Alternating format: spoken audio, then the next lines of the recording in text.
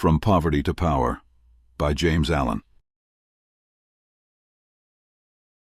Part 1. The Path of Prosperity. The Lesson of Evil. Unrest and pain and sorrow are the shadows of life. There is no heart in all the world that has not felt the sting of pain, no mind that has not been tossed upon the dark waters of trouble, no eye that has not wept the hot, blinding tears of unspeakable anguish. There is no household where the great destroyers, disease and death, have not entered, severing heart from heart, and casting over all the dark pall of sorrow.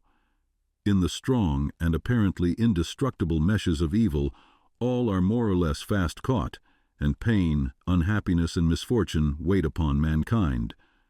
With the object of escaping, or in some way mitigating this overshadowing gloom, men and women rush blindly into innumerable devices, pathways by which they fondly hope to enter into a happiness which will not pass away.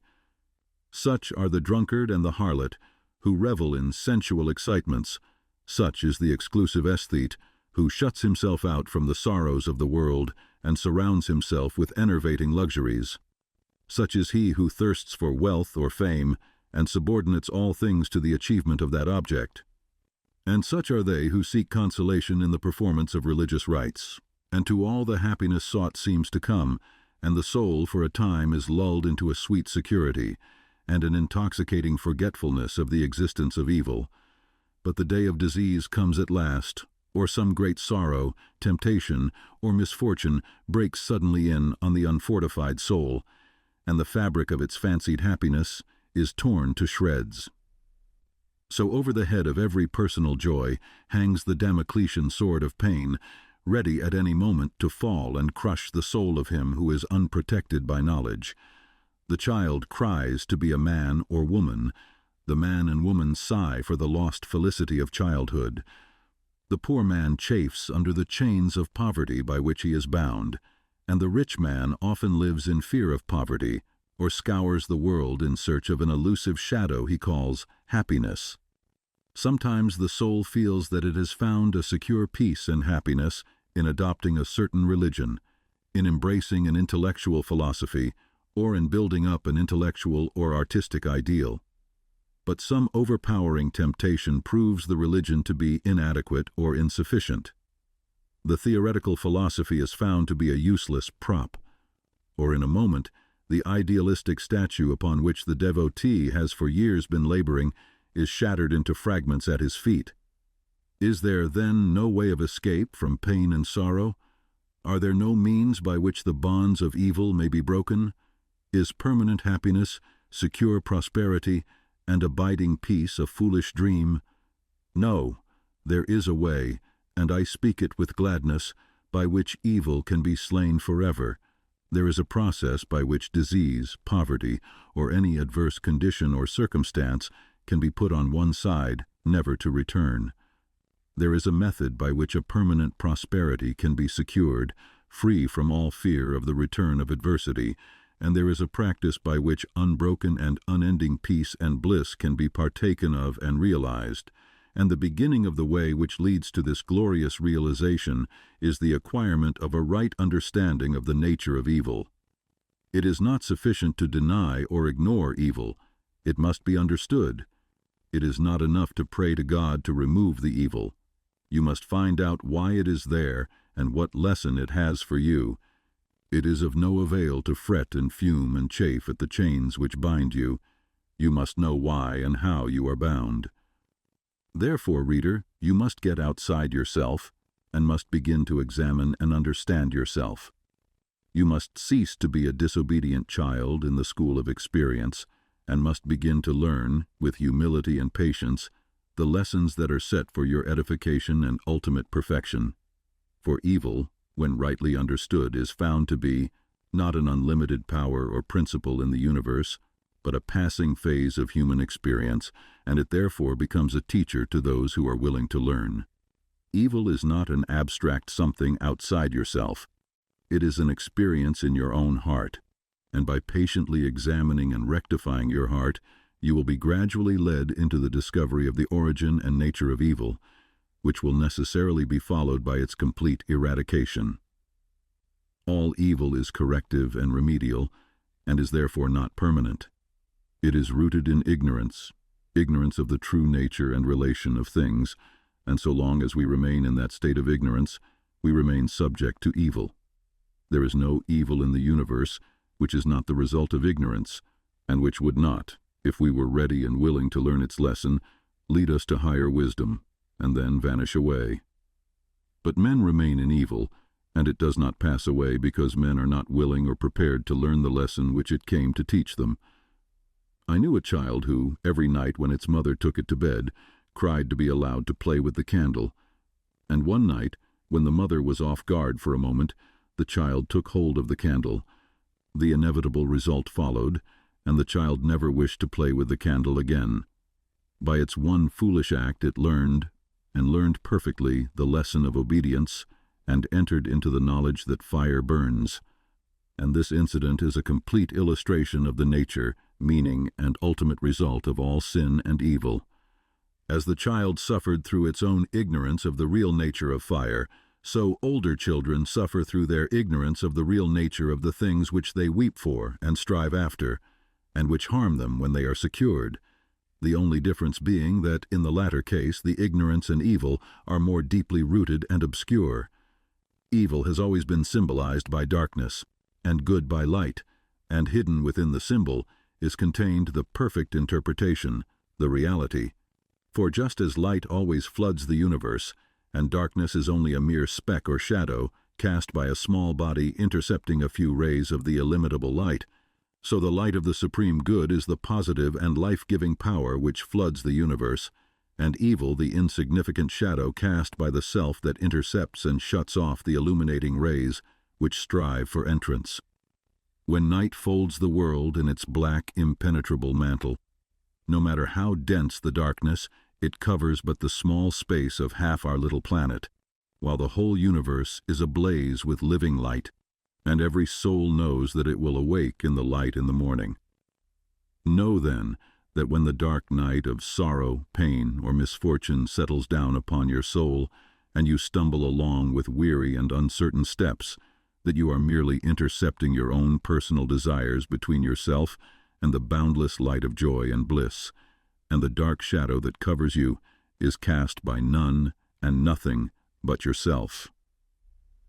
And just as the darkness without is but a negative shadow, an unreality which comes from nowhere, goes to nowhere, and has no abiding dwelling place, so the darkness within is equally a negative shadow passing over the evolving and light-born soul. But, I fancy I hear someone say, why pass through the darkness of evil at all? Because by ignorance you have chosen to do so, and because by doing so you may understand both good and evil, and may the more appreciate the light by having passed through the darkness. As evil is the direct outcome of ignorance, so when the lessons of evil are fully learned, ignorance passes away, and wisdom takes its place.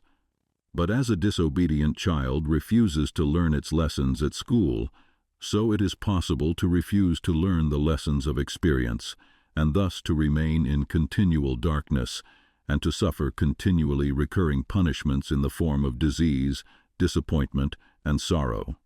He, therefore, who would shake himself free of the evil which encompasses him, must be willing and ready to learn, and must be prepared to undergo that disciplinary process without which no grain of wisdom or abiding happiness and peace can be secured. A man may shut himself up in a dark room and deny that the light exists, but it is everywhere without, and darkness exists only in his own little room. So you may shut out the light of truth, or you may begin to pull down the walls of prejudice, self-seeking, and error which you have built around yourself, and so let in the glorious and omnipresent light. By earnest self-examination, strive to realize, and not merely hold as a theory, that evil is a passing phase, a self-created shadow, that all your pains, sorrows, and misfortunes have come to you by a process of undeviating and absolutely perfect law, have come to you because you deserve and require them, and that by first enduring and then understanding them, you may be made stronger, wiser, nobler. When you have fully entered into this realization, you will be in a position to mold your own circumstances, to transmute all evil into good, and to weave, with a master hand, the fabric of your destiny. What of the night, O watchman? Seest thou yet the glimmering dawn upon the mountain heights? The golden herald of the light of lights, are his fair feet upon the hilltops set? Cometh he yet to chase away the gloom, and with it all the demons of the night? Strike yet his darting rays upon thy sight? Hear'st thou his voice, the sound of error's doom? The morning cometh, lover of the light. E'en now he gilds with gold the mountain's brow. Dimly I see the path whereon e'en now his shining feet are set toward the night. Darkness shall pass away, and all the things that love the darkness, and that hate the light, shall disappear forever with the night. Rejoice, for thus the speeding herald sings. The world a reflex of mental states. What you are, so is your world. Everything in the universe is resolved into your own inward experience. It matters little what is without, for it is all a reflection of your own state of consciousness. It matters everything what you are within, for everything without will be mirrored and colored accordingly. All that you positively know is contained in your own experience. All that you ever will know must pass through the gateway of experience, and so become part of yourself. Your own thoughts, desires, and aspirations comprise your world, and to you all that there is in the universe of beauty and joy and bliss, or of ugliness and sorrow and pain, is contained within yourself. By your own thoughts you make or mar your life, your world, your universe. As you build within by the power of thought, so will your outward life and circumstances shape themselves accordingly. Whatsoever you harbor in the inmost chambers of your heart will, sooner or later by the inevitable law of reaction, shape itself in your outward life. The soul that is impure, sordid, and selfish is gravitating with unerring precision toward misfortune and catastrophe. The soul that is pure, unselfish, and noble is gravitating with equal precision toward happiness and prosperity. Every soul attracts its own, and nothing can possibly come to it that does not belong to it. To realize this is to recognize the universality of divine law. The incidents of every human life, which both make and mar, are drawn to it by the quality and power of its own inner thought life. Every soul is a complex combination of gathered experiences and thoughts, and the body is but an improvised vehicle for its manifestation.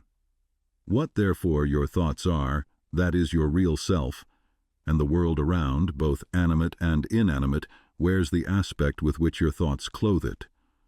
All that we are is the result of what we have thought. It is founded on our thoughts. It is made up of our thoughts. Thus said Buddha, and it therefore follows that if a man is happy, it is because he dwells in happy thoughts. If miserable, because he dwells in despondent and debilitating thoughts. Whether one be fearful or fearless, foolish or wise, troubled or serene, within that soul lies the cause of its own state or states, and never without. And now I seem to hear a chorus of voices exclaim, "But do you really mean to say that outward circumstances do not affect our minds?"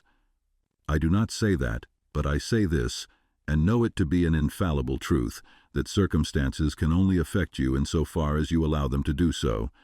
You are swayed by circumstances because you have not a right understanding of the nature, use, and power of thought. You believe, and upon this little word belief hang all our sorrows and joys, that outward things have the power to make or mar your life. By so doing, you submit to those outward things, confess that you are their slave, and they your unconditional master. By so doing, you invest them with a power which they do not of themselves possess, and you succumb, in reality, not to the mere circumstances, but to the gloom or gladness, the fear or hope, the strength or weakness, which your thought sphere has thrown around them. I knew 2 men who, at an early age, lost the hard-earned savings of years. One was very deeply troubled, and gave way to chagrin, worry, and despondency. The other, on reading in his morning paper that the bank in which his money was deposited had hopelessly failed, and that he had lost all, quietly and firmly remarked, "Well, it's gone, and trouble and worry won't bring it back, but hard work will." He went to work with renewed vigor and rapidly became prosperous, while the former man, continuing to mourn the loss of his money and to grumble at his bad luck, remained the sport and tool of adverse circumstances, in reality of his own weak and slavish thoughts. The loss of money was a curse to the one because he clothed the event with dark and dreary thoughts. It was a blessing to the other because he threw around it thoughts of strength, of hope, and renewed endeavor. If circumstances had the power to bless or harm, they would bless and harm all men alike, but the fact that the same circumstances will be alike good and bad to different souls proves that the good or bad is not in the circumstance, but only in the mind of him that encounters it. When you begin to realize this, you will begin to control your thoughts, to regulate and discipline your mind, and to rebuild the inward temple of your soul, eliminating all useless and superfluous material, and incorporating into your being thoughts alone of joy and serenity, of strength and life, of compassion and love, of beauty and immortality. And as you do this, you will become joyful and serene, strong and healthy, compassionate and loving, and beautiful with the beauty of immortality. And as we clothe events with the drapery of our own thoughts, so likewise do we clothe the objects of the visible world around us, and where one sees harmony and beauty, another sees revolting ugliness. An enthusiastic naturalist was one day roaming the country lanes in pursuit of his hobby, and during his rambles came upon a pool of brackish water near a farmyard. As he proceeded to fill a small bottle with the water for the purpose of examination under the microscope, he dilated, with more enthusiasm than discretion, to an uncultivated son of the plough who stood close by, upon the hidden and innumerable wonders contained in the pool, and concluded by saying, "Yes, my friend, within this pool is contained 100, nay, 1,000,000 universes, had we but the sense or the instrument by which we could apprehend them." And the unsophisticated one ponderously remarked, "I know the water be full of tadpoles, but they be easy to catch."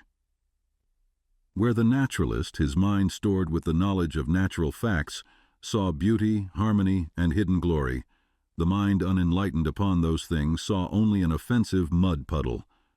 The wild flower which the casual wayfarer thoughtlessly tramples upon is, to the spiritual eye of the poet, an angelic messenger from the invisible. To the many, the ocean is but a dreary expanse of water on which ships sail and are sometimes wrecked. To the soul of the musician, it is a living thing, and he hears, in all its changing moods, divine harmonies. Where the ordinary mind sees disaster and confusion, the mind of the philosopher sees the most perfect sequence of cause and effect, and where the materialist sees nothing but endless death, the mystic sees pulsating and eternal life. And as we clothe both events and objects with our own thoughts, so likewise do we clothe the souls of others in the garments of our thoughts. The suspicious believe everybody to be suspicious. The liar feels secure in the thought that he is not so foolish as to believe that there is such a phenomenon as a strictly truthful person. The envious see envy in every soul. The miser thinks everybody is eager to get his money. He who has subordinated conscience in the making of his wealth sleeps with a revolver under his pillow, wrapped in the delusion that the world is full of conscienceless people who are eager to rob him, and the abandoned sensualist looks upon the saint as a hypocrite. On the other hand, those who dwell in loving thoughts see that in all which calls forth their love and sympathy, the trusting and honest are not troubled by suspicions. The good-natured and charitable who rejoice at the good fortune of others scarcely know what envy means, and he who has realized the divine within himself recognizes it in all beings, even in the beasts. And men and women are confirmed in their mental outlook because of the fact that, by the law of cause and effect, they attract to themselves that which they send forth, and so come in contact with people similar to themselves. The old adage, "Birds of a feather flock together," has a deeper significance than is generally attached to it, for in the thought world as in the world of matter, each clings to its kind. Do you wish for kindness? Be kind. Do you ask for truth? Be true. What you give of yourself you find.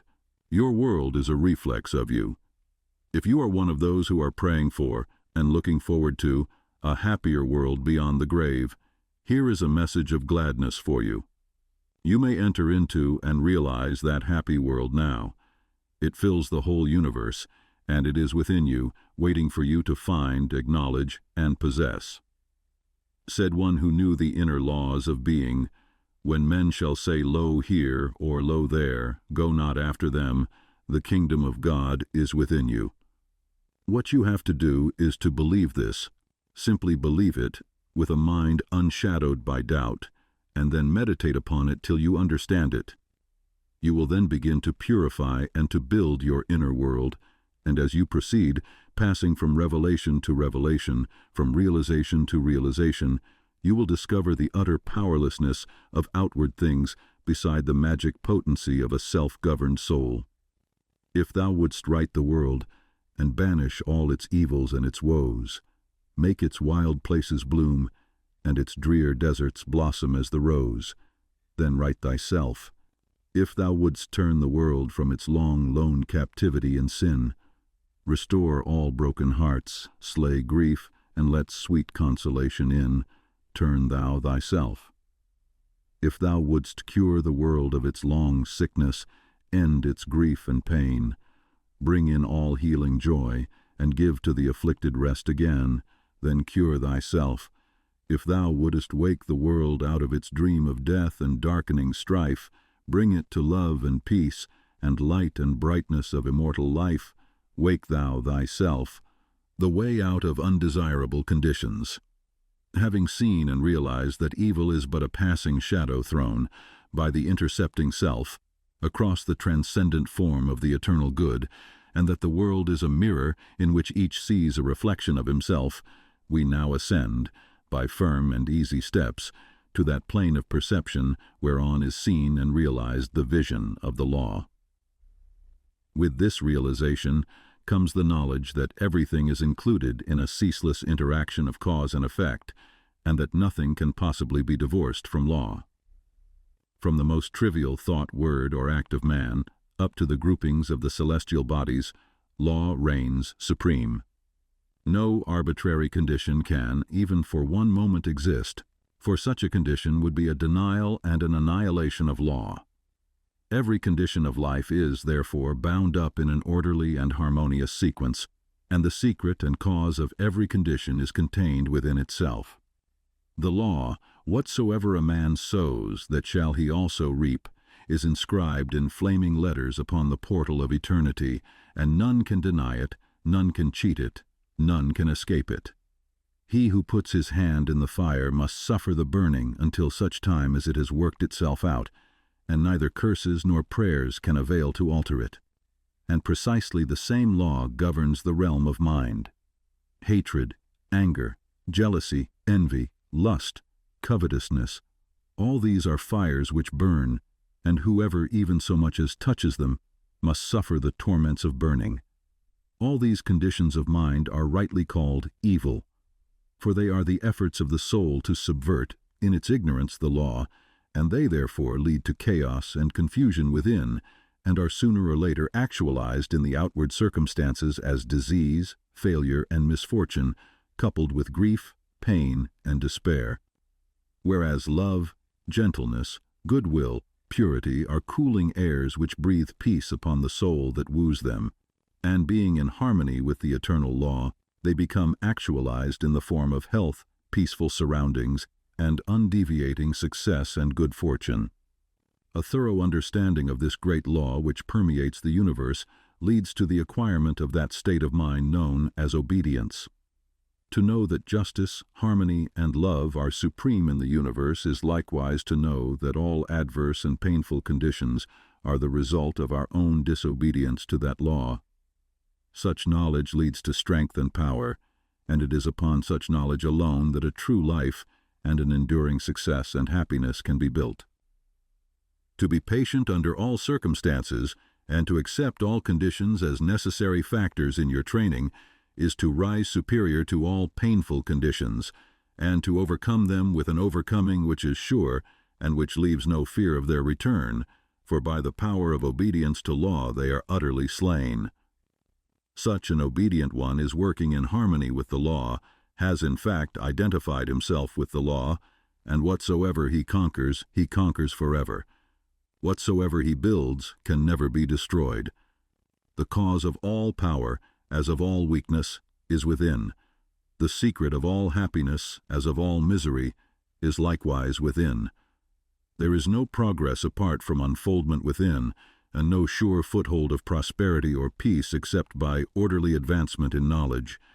You say you are chained by circumstances, you cry out for better opportunities, for a wider scope, for improved physical conditions, and perhaps you inwardly curse the fate that binds you hand and foot. It is for you that I write, it is to you that I speak. Listen, and let my words burn themselves into your heart, for that which I say to you is truth. You may bring about that improved condition in your outward life which you desire, if you will unswervingly resolve to improve your inner life. I know this pathway looks barren at its commencement. Truth always does. It is only error and delusion which are at first inviting and fascinating, but if you undertake to walk it, if you perseveringly discipline your mind, eradicating your weaknesses, and allowing your soul forces and spiritual powers to unfold themselves, you will be astonished at the magical changes which will be brought about in your outward life. As you proceed, golden opportunities will be strewn across your path, and the power and judgment to properly utilize them will spring up within you. Genial friends will come unbidden to you, sympathetic souls will be drawn to you as the needle is to the magnet, and books and all outward aids that you require will come to you unsought. Perhaps the chains of poverty hang heavily upon you, and you are friendless and alone, and you long with an intense longing that your load may be lightened. But the load continues, and you seem to be enveloped in an ever-increasing darkness. Perhaps you complain, you bewail your lot, you blame your birth, your parents, your employer, or the unjust powers who have bestowed upon you so undeservedly poverty and hardship, and upon another affluence and ease. Cease your complaining and fretting.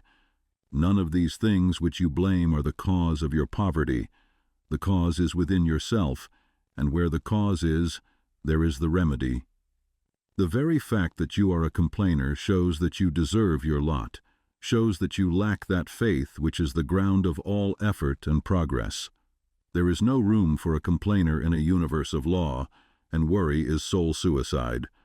By your very attitude of mind, you are strengthening the chains which bind you, and are drawing about you the darkness by which you are enveloped. Alter your outlook upon life, and your outward life will alter. Build yourself up in the faith and knowledge, and make yourself worthy of better surroundings and wider opportunities. Be sure, first of all, that you are making the best of what you have. Do not delude yourself into supposing that you can step into greater advantages whilst overlooking smaller ones, for if you could, the advantage would be impermanent, and you would quickly fall back again in order to learn the lesson which you had neglected. As the child at school must master one standard before passing on to the next, so before you can have that greater good which you so desire, must you faithfully employ that which you already possess. The parable of the talents is a beautiful story illustrative of this truth, for does it not plainly show that if we misuse, neglect, or degrade that which we possess, be it ever so mean and insignificant, even that little will be taken from us, for by our conduct we show that we are unworthy of it? Perhaps you are living in a small cottage and are surrounded by unhealthy and vicious influences. You desire a larger and more sanitary residence. Then you must fit yourself for such a residence by first of all making your cottage as far as possible a little paradise. Keep it spotlessly clean. Make it look as pretty and sweet as your limited means will allow. Cook your plain food with all care, and arrange your humble table as tastefully as you possibly can. If you cannot afford a carpet, let your rooms be carpeted with smiles and welcomes, fastened down with the nails of kind words, driven in with the hammer of patience. Such a carpet will not fade in the sun, and constant use will never wear it away. By so ennobling your present surroundings, you will rise above them, and above the need of them, and at the right time you will pass on into the better house and surroundings which have all along been waiting for you, and which you have fitted yourself to occupy. Perhaps you desire more time for thought and effort, and feel that your hours of labor are too hard and long. Then see to it that you are utilizing to the fullest possible extent what little spare time you have. It is useless to desire more time if you are already wasting what little you have, for you would only grow more indolent and indifferent. Even poverty and lack of time and leisure are not the evils that you imagine they are, and if they hinder you in your progress, it is because you have clothed them in your own weaknesses, and the evil that you see in them is really in yourself. Endeavor to fully and completely realize that insofar as you shape and mold your mind, you are the maker of your destiny. And as, by the transmuting power of self-discipline, you realize this more and more, you will come to see that these so-called evils may be converted into blessings. You will then utilize your poverty for the cultivation of patience, hope, and courage, and your lack of time in the gaining of promptness of action and decision of mind, by seizing the precious moments as they present themselves for your acceptance. As in the rankest soil the most beautiful flowers are grown, so in the dark soil of poverty the choicest flowers of humanity have developed and bloomed. Where there are difficulties to cope with and unsatisfactory conditions to overcome, their virtue most flourishes and manifests its glory. It may be that you are in the employ of a tyrannous master or mistress, and you feel that you are harshly treated. Look upon this also as necessary to your training. Return your employer's unkindness with gentleness and forgiveness. Practice unceasingly patience and self-control.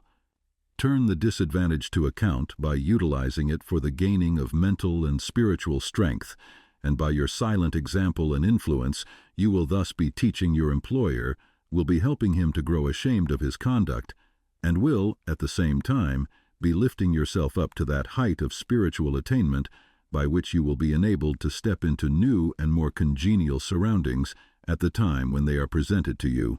Do not complain that you are a slave, but lift yourself up by noble conduct above the plane of slavery.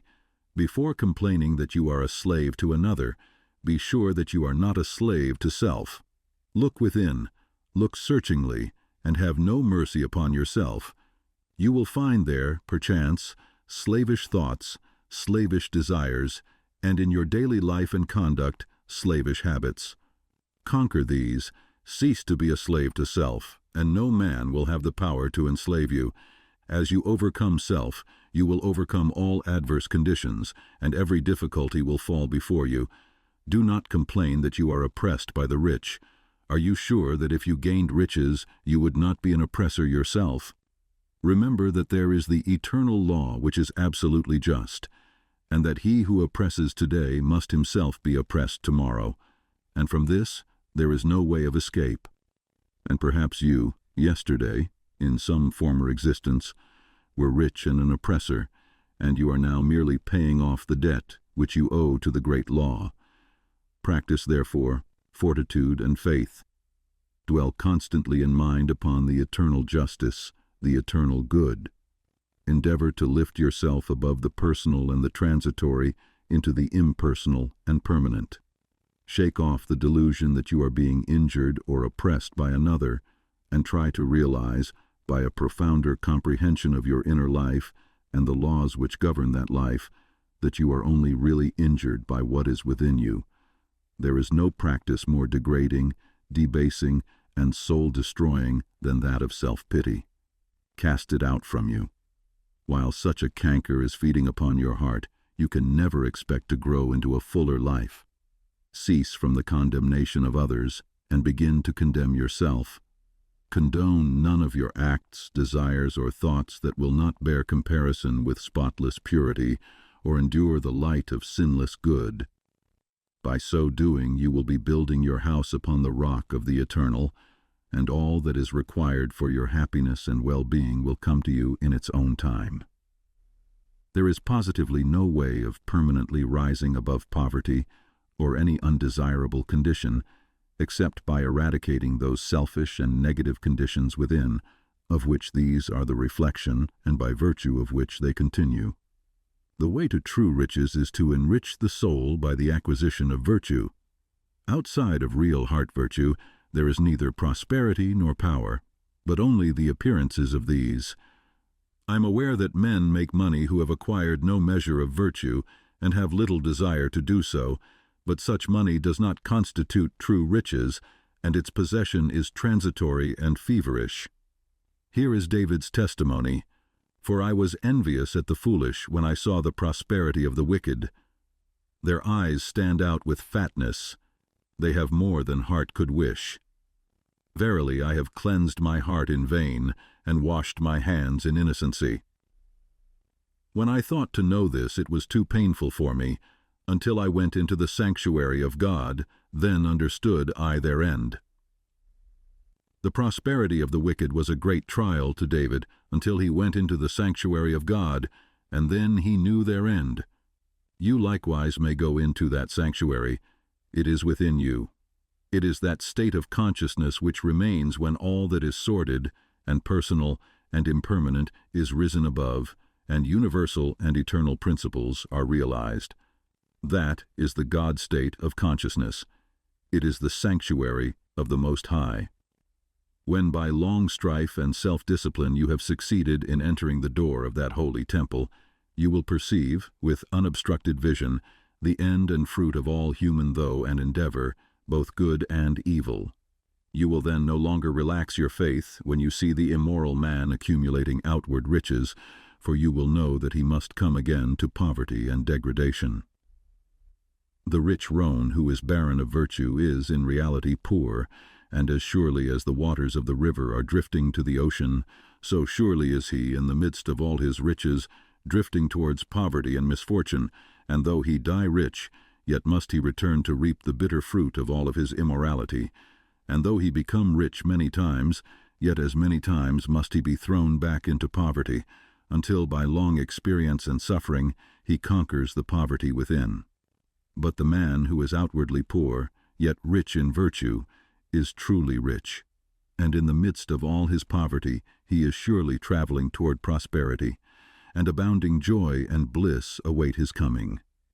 If you would become truly and permanently prosperous, you must first become virtuous.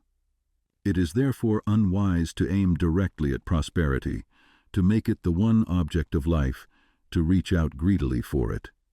To do this is to ultimately defeat yourself, but rather aim at self-perfection, make useful and unselfish service the object of your life, and ever reach out hands of faith toward the supreme and unalterable good. You say you desire wealth, not for your own sake, but in order to do good with it and to bless others. If this is your real motive in desiring wealth, then wealth will come to you, for you are strong and unselfish indeed if, in the midst of riches, you are willing to look upon yourself as steward and not as owner. But examine well your motive, for in the majority of instances where money is desired for the admitted object of blessing others, the real underlying motive is a love of popularity and a desire to pose as a philanthropist or reformer.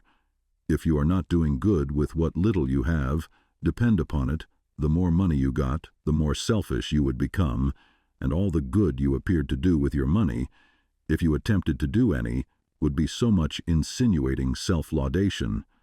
If your real desire is to do good, there is no need to wait for money before you do it. You can do it now, this very moment, and just where you are. If you are really so unselfish as you believe yourself to be, you will show it by sacrificing yourself for others now. No matter how poor you are, there is room for self-sacrifice, for did not the widow put her all into the treasury? The heart that truly desires to do good does not wait for money before doing it, but comes to the altar of sacrifice, and leaving there the unworthy elements of self, goes out and breathes upon neighbor and stranger, friend and enemy alike, the breath of blessedness. As the effect is related to the cause, so is prosperity and power related to the inward good, and poverty and weakness to the inward evil. Money does not constitute true wealth, nor position, nor power, and to rely upon it alone is to stand upon a slippery place. Your true wealth is your stock of virtue, and your true power the uses to which you put it. Rectify your heart, and you will rectify your life. Lust, hatred, anger, vanity, pride, covetousness, self-indulgence, self-seeking, obstinacy, all these are poverty and weakness, whereas love, purity, gentleness, meekness, patience, compassion, generosity, self-forgetfulness, and self-renunciation, all these are wealth and power. As the elements of poverty and weakness are overcome, an irresistible and all-conquering power is evolved from within, and he who succeeds in establishing himself in the highest virtue brings the whole world to his feet. But the rich, as well as the poor, have their undesirable conditions, and are frequently farther removed from happiness than the poor, and here we see how happiness depends, not upon outward aids or possessions, but upon the inward life. Perhaps you are an employer, and you have endless trouble with those whom you employ, and when you do get good and faithful servants, they quickly leave you.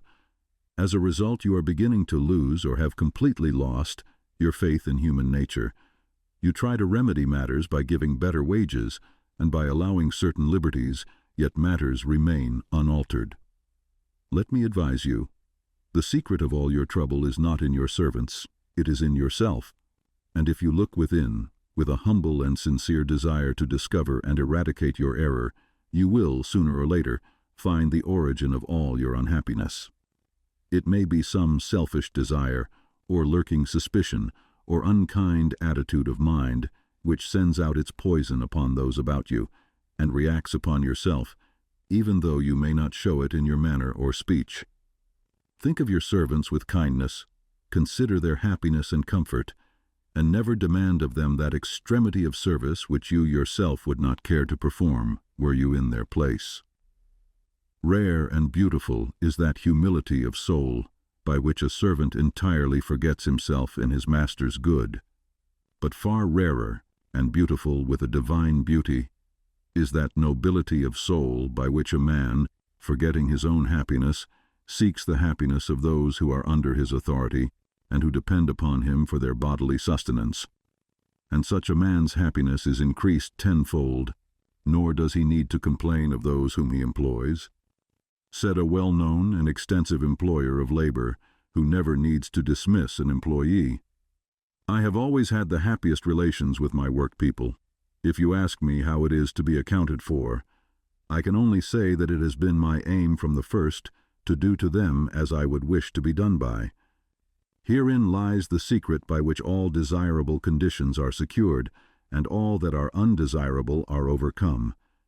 Do you say that you are lonely and unloved, and have not a friend in the world? Then, I pray you, for the sake of your own happiness, blame nobody but yourself. Be friendly towards others, and friends will soon flock round you.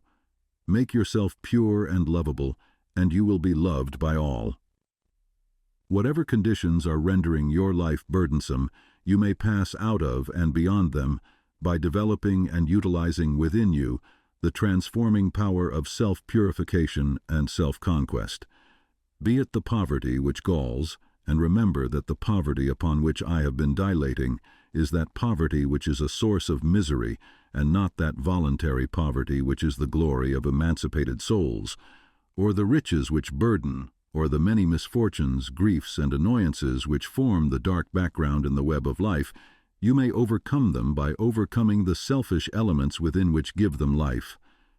It matters not that by the unfailing law there are past thoughts and acts to work out and to atone for, as, by the same law, we are setting in motion, during every moment of our life, fresh thoughts and acts, and we have the power to make them good or ill.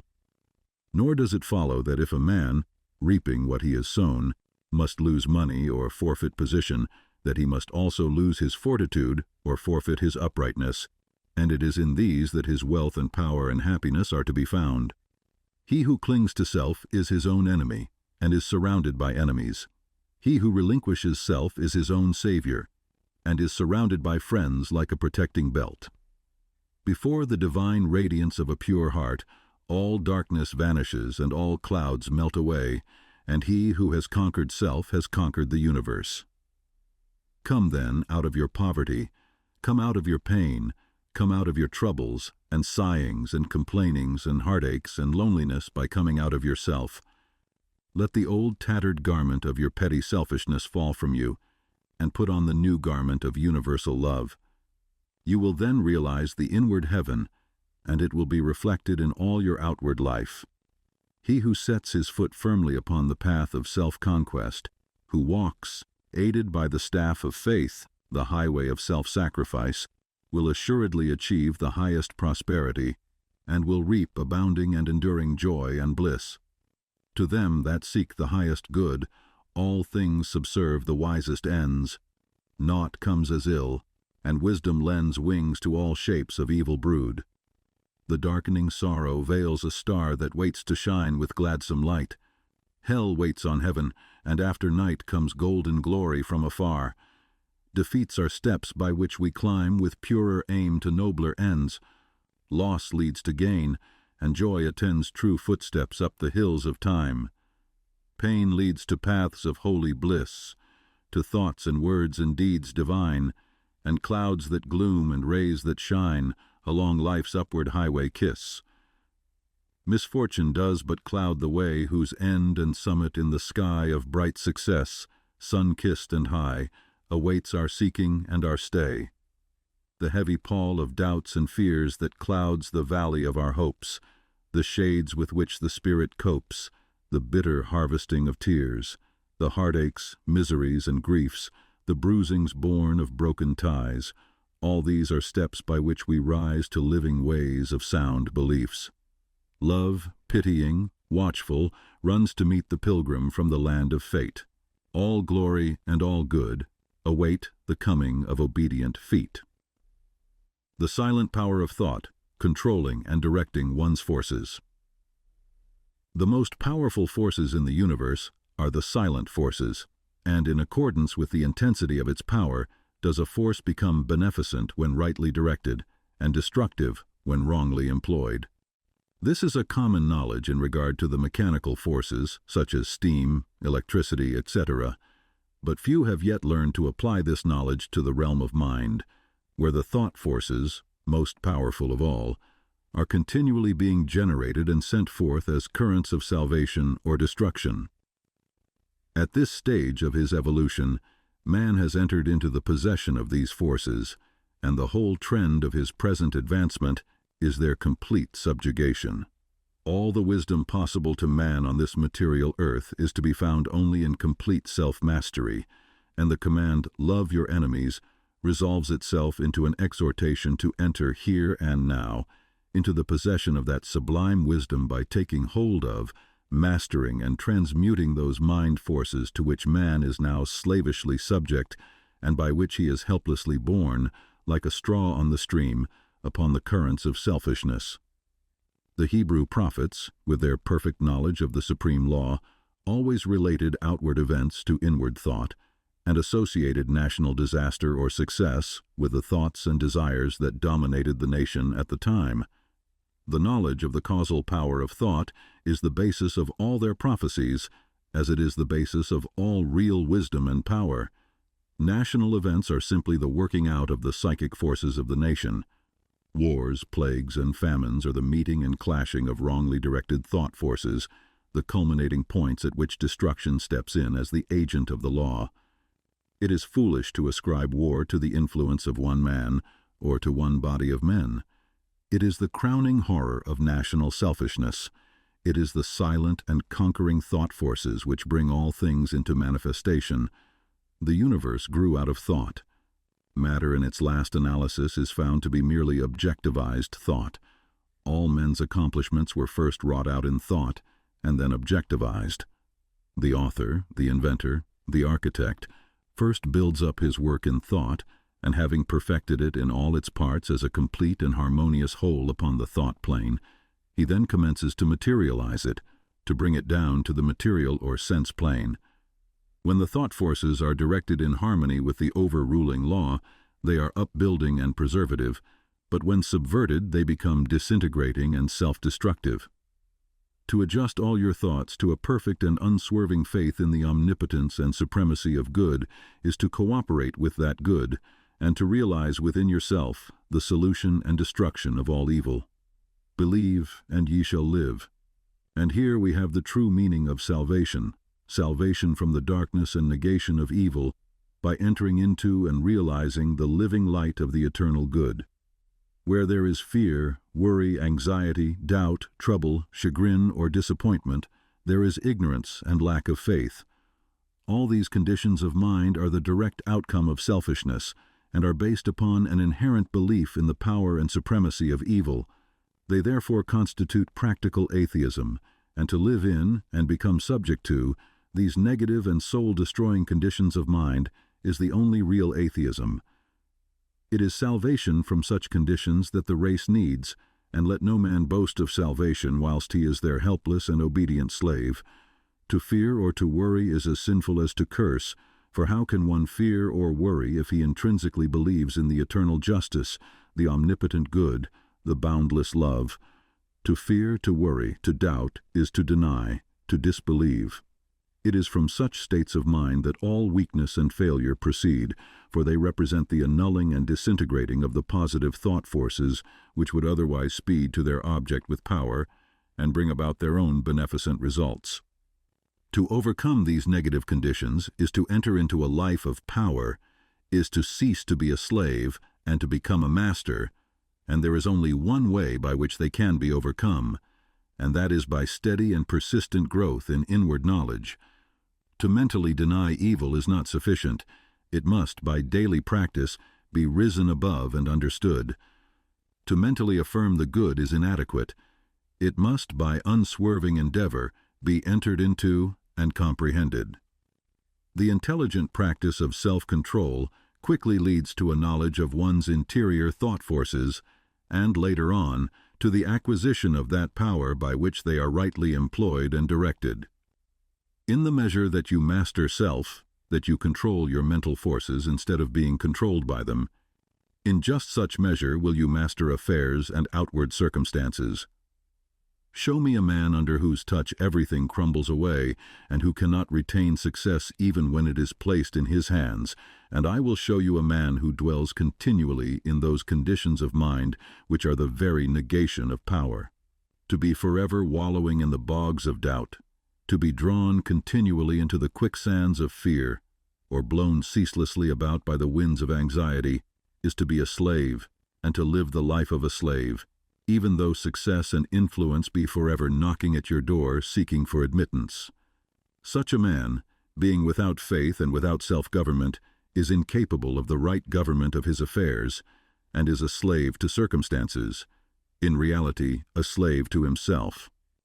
Such are taught by affliction, and ultimately pass from weakness to strength by the stress of bitter experience. Faith and purpose constitute the motive power of life. There is nothing that a strong faith and an unflinching purpose may not accomplish. By the daily exercise of silent faith, the thought forces are gathered together, and by the daily strengthening of silent purpose, those forces are directed toward the object of accomplishment. Whatever your position in life may be, before you can hope to enter into any measure of success, usefulness, and power, you must learn how to focus your thought forces by cultivating calmness and repose. It may be that you are a businessman and you are suddenly confronted with some overwhelming difficulty or probable disaster. You grow fearful and anxious and are at your wits' end. To persist in such a state of mind would be fatal, for when anxiety steps in, correct judgment passes out. Now, if you will take advantage of a quiet hour or two in the early morning or at night, and go away to some solitary spot, or to some room in your house where you know you will be absolutely free from intrusion, and having seated yourself in an easy attitude, you forcibly direct your mind right away from the object of anxiety by dwelling upon something in your life that is pleasing and bliss-giving. A calm, reposeful strength will gradually steal into your mind, and your anxiety will pass away. Upon the instant that you find your mind reverting to the lower plane of worry, bring it back again, and re-establish it on the plane of peace and strength. When this is fully accomplished, You may then concentrate your whole mind upon the solution of your difficulty, and what was intricate and insurmountable to you in your hour of anxiety will be made plain and easy, and you will see, with that clear vision and perfect judgment which belong only to a calm and untroubled mind, the right course to pursue and the proper end to be brought about. It may be that you will have to try day after day before you will be able to perfectly calm your mind, but if you persevere, you will certainly accomplish it, and the course which is presented to you in that hour of calmness must be carried out.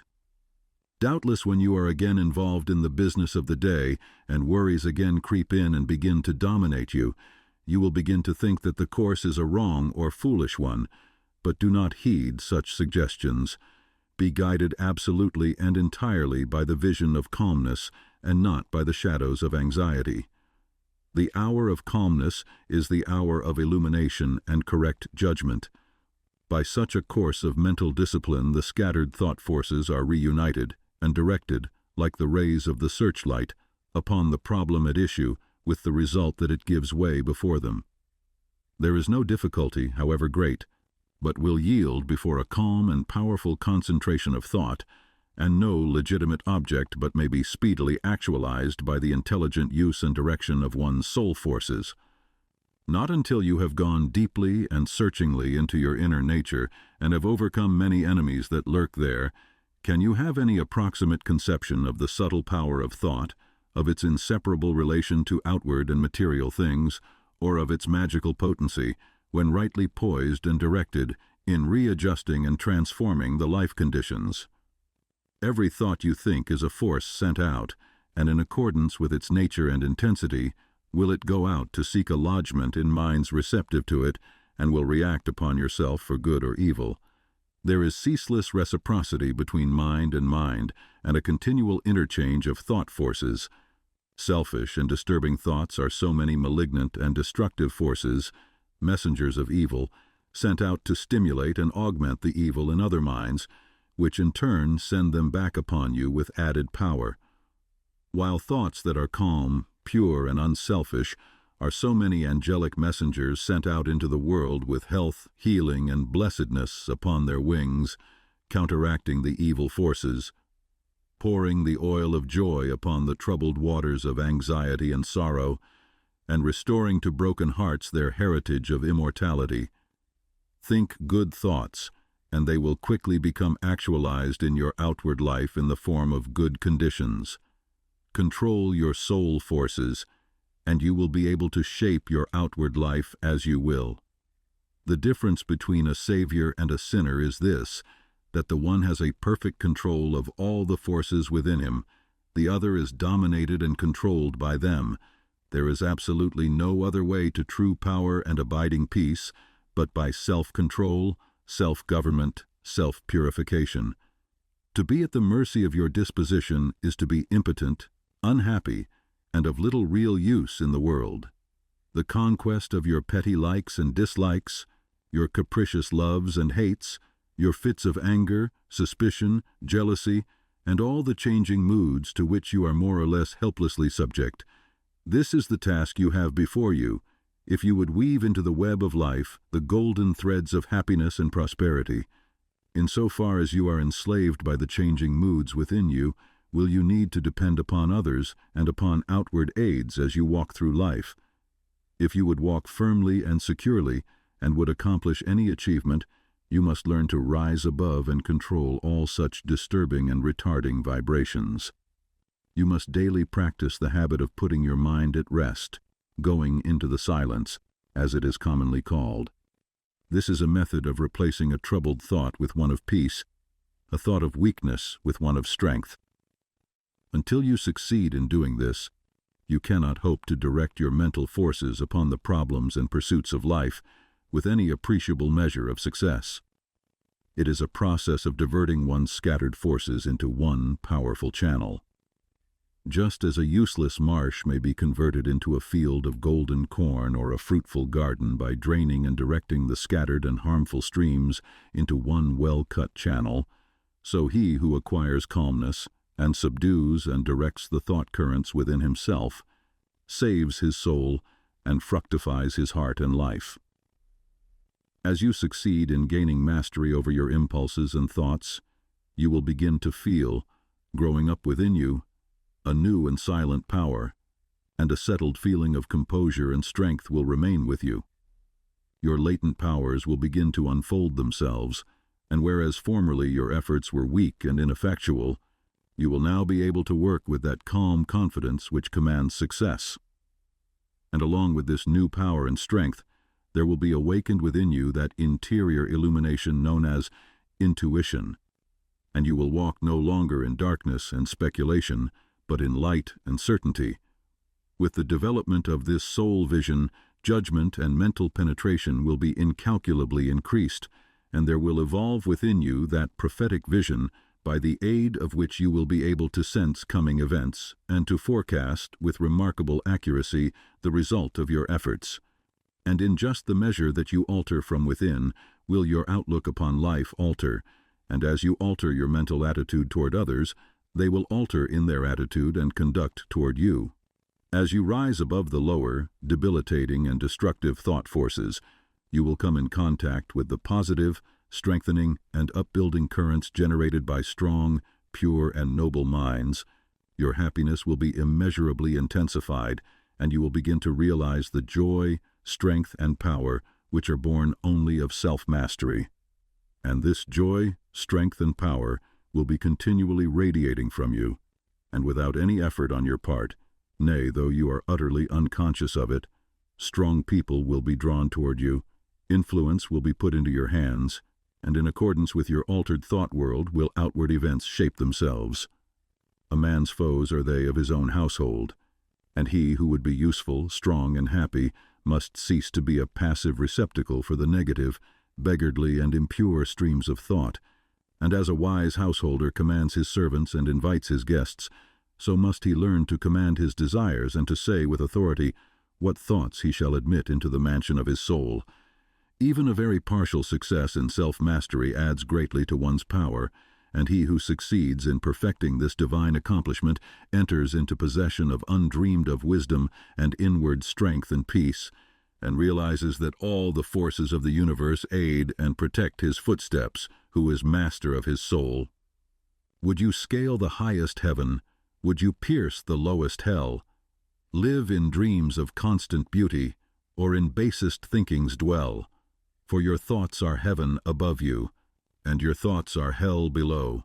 Bliss is not except in thinking, torment naught but thought can know. Worlds would vanish but for thinking, glory is not but in dreams, and the drama of the ages from the thought eternal streams. Dignity and shame and sorrow, pain and anguish, love and hate, are but maskings of the mighty pulsing thought that governs fate. As the colors of the rainbow makes the one uncolored beam, so the universal changes make the one eternal dream, and the dream is all within you, and the dreamer waiteth long for the morning to awake him to the living thought and strong. That shall make the ideal real, make to vanish dreams of hell, in the highest, holiest heaven where the pure and perfect dwell. Evil is the thought that thinks it, good the thought that makes it so. Light and darkness, sin and pureness, likewise out of thinking grow. Dwell in thought upon the grandest, and the grandest you shall see. Fix your mind upon the highest, and the highest you shall be.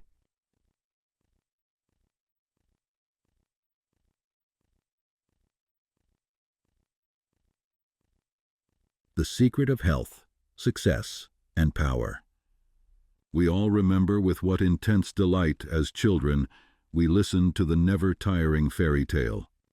How eagerly we followed the fluctuating fortunes of the good boy or girl, ever protected, in the hour of crisis, from the evil machinations of the scheming witch, the cruel giant, or the wicked king, and our little hearts never faltered for the fate of the hero or heroine, nor did we doubt their ultimate triumph over all their enemies, for we knew that the fairies were infallible, and that they would never desert those who had consecrated themselves to the good and the true. And what unspeakable joy pulsated within us when the fairy queen, bringing all her magic to bear at the critical moment, scattered all the darkness and trouble, and granted them the complete satisfaction of all their hopes, and they were happy ever after. With the accumulating years and an ever-increasing intimacy with the so-called realities of life, our beautiful fairy world became obliterated, and its wonderful inhabitants were relegated in the archives of memory to the shadowy and unreal.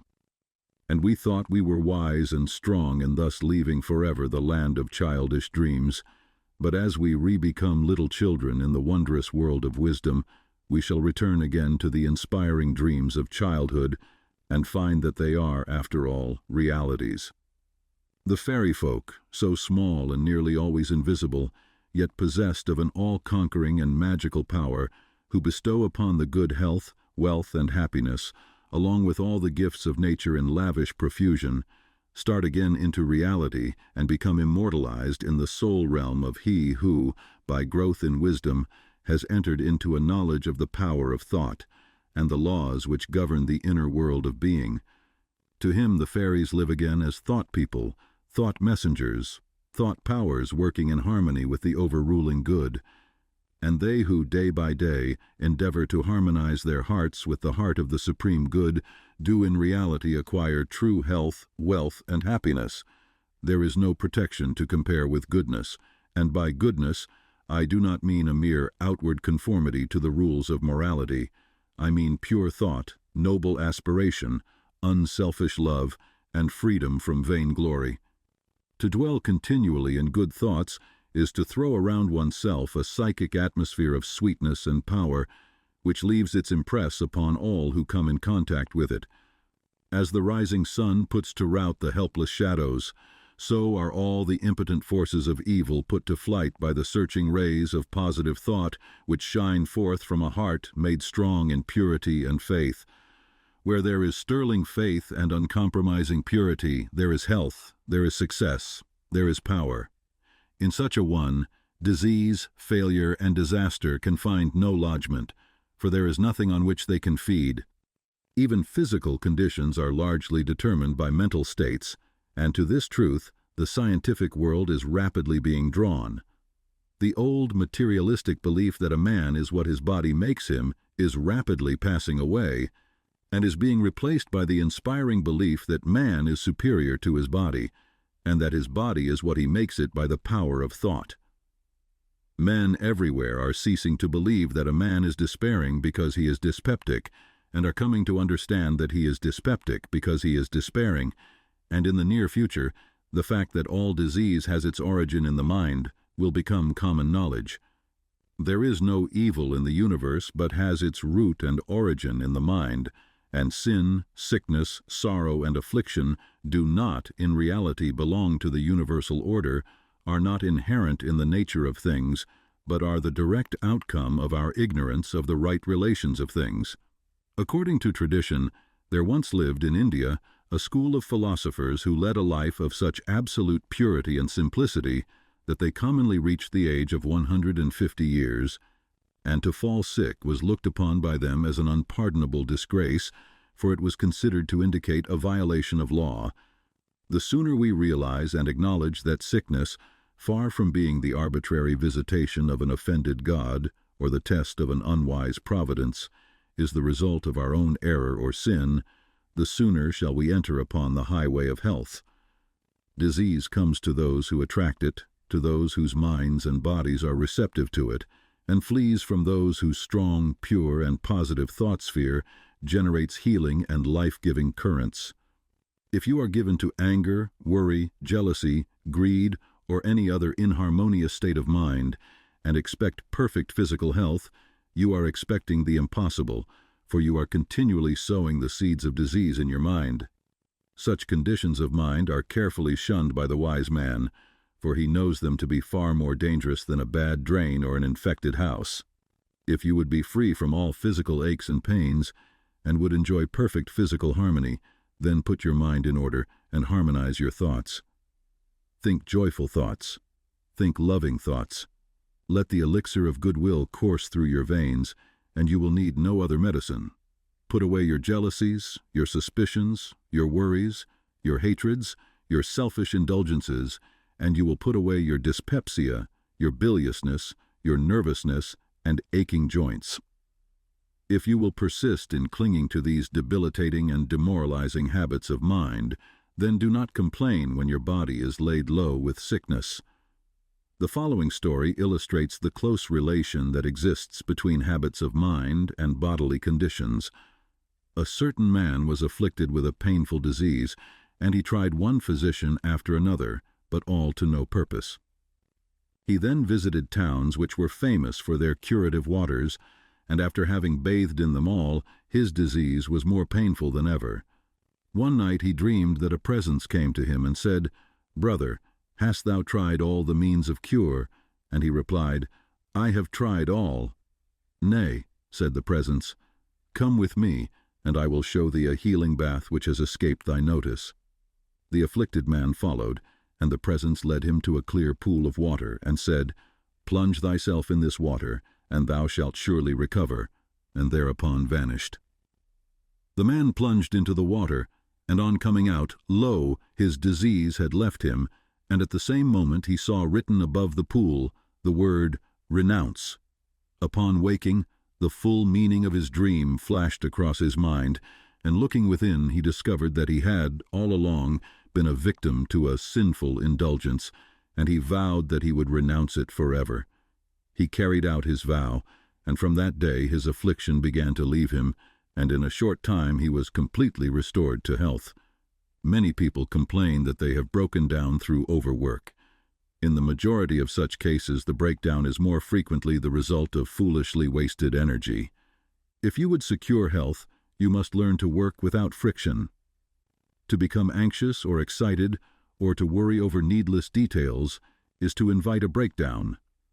Work, whether of brain or body, is beneficial and health-giving, and the man who can work with a steady and calm persistency, freed from all anxiety and worry, and with his mind utterly oblivious to all but the work he has in hand, will not only accomplish far more than the man who is always hurried and anxious, but he will retain his health, a boon which the other quickly forfeits.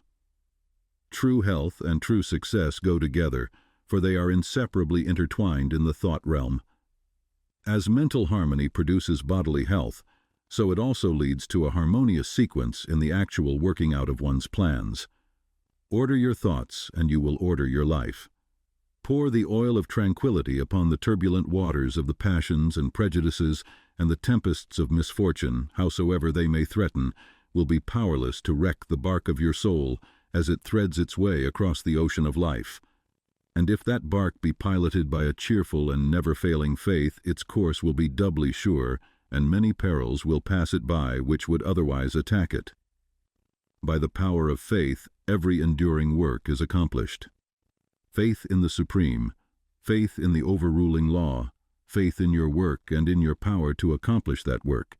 Here is the rock upon which you must build if you would achieve, if you would stand and not fall. To follow, under all circumstances, the highest promptings within you.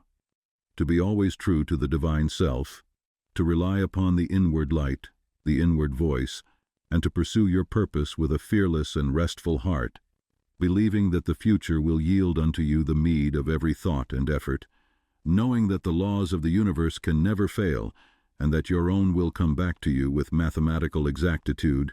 This is faith and the living of faith. By the power of such a faith, the dark waters of uncertainty are divided, every mountain of difficulty crumbles away, and the believing soul passes on unharmed. Strive, O reader, to acquire, above everything, the priceless possession of this dauntless faith, for it is the talisman of happiness, of success, of peace, of power, of all that makes life great and superior to suffering. Build upon such a faith, and you build upon the rock of the eternal, and with the materials of the eternal, and the structure that you erect will never be dissolved, for it will transcend all the accumulations of material luxuries and riches, the end of which is dust. Whether you are hurled into the depths of sorrow or lifted upon the heights of joy, ever retain your hold upon this faith, ever return to it as your rock of refuge, and keep your feet firmly planted upon its immortal and immovable base. Centered in such a faith, you will become possessed of such a spiritual strength as will shatter Like so many toys of glass, all the forces of evil that are hurled against you, and you will achieve a success such as the mere striver after worldly gain can never know or even dream of. If ye have faith and doubt not, ye shall not only do this, but if ye shall say unto this mountain, Be thou removed, and be thou cast into the sea, it shall be done.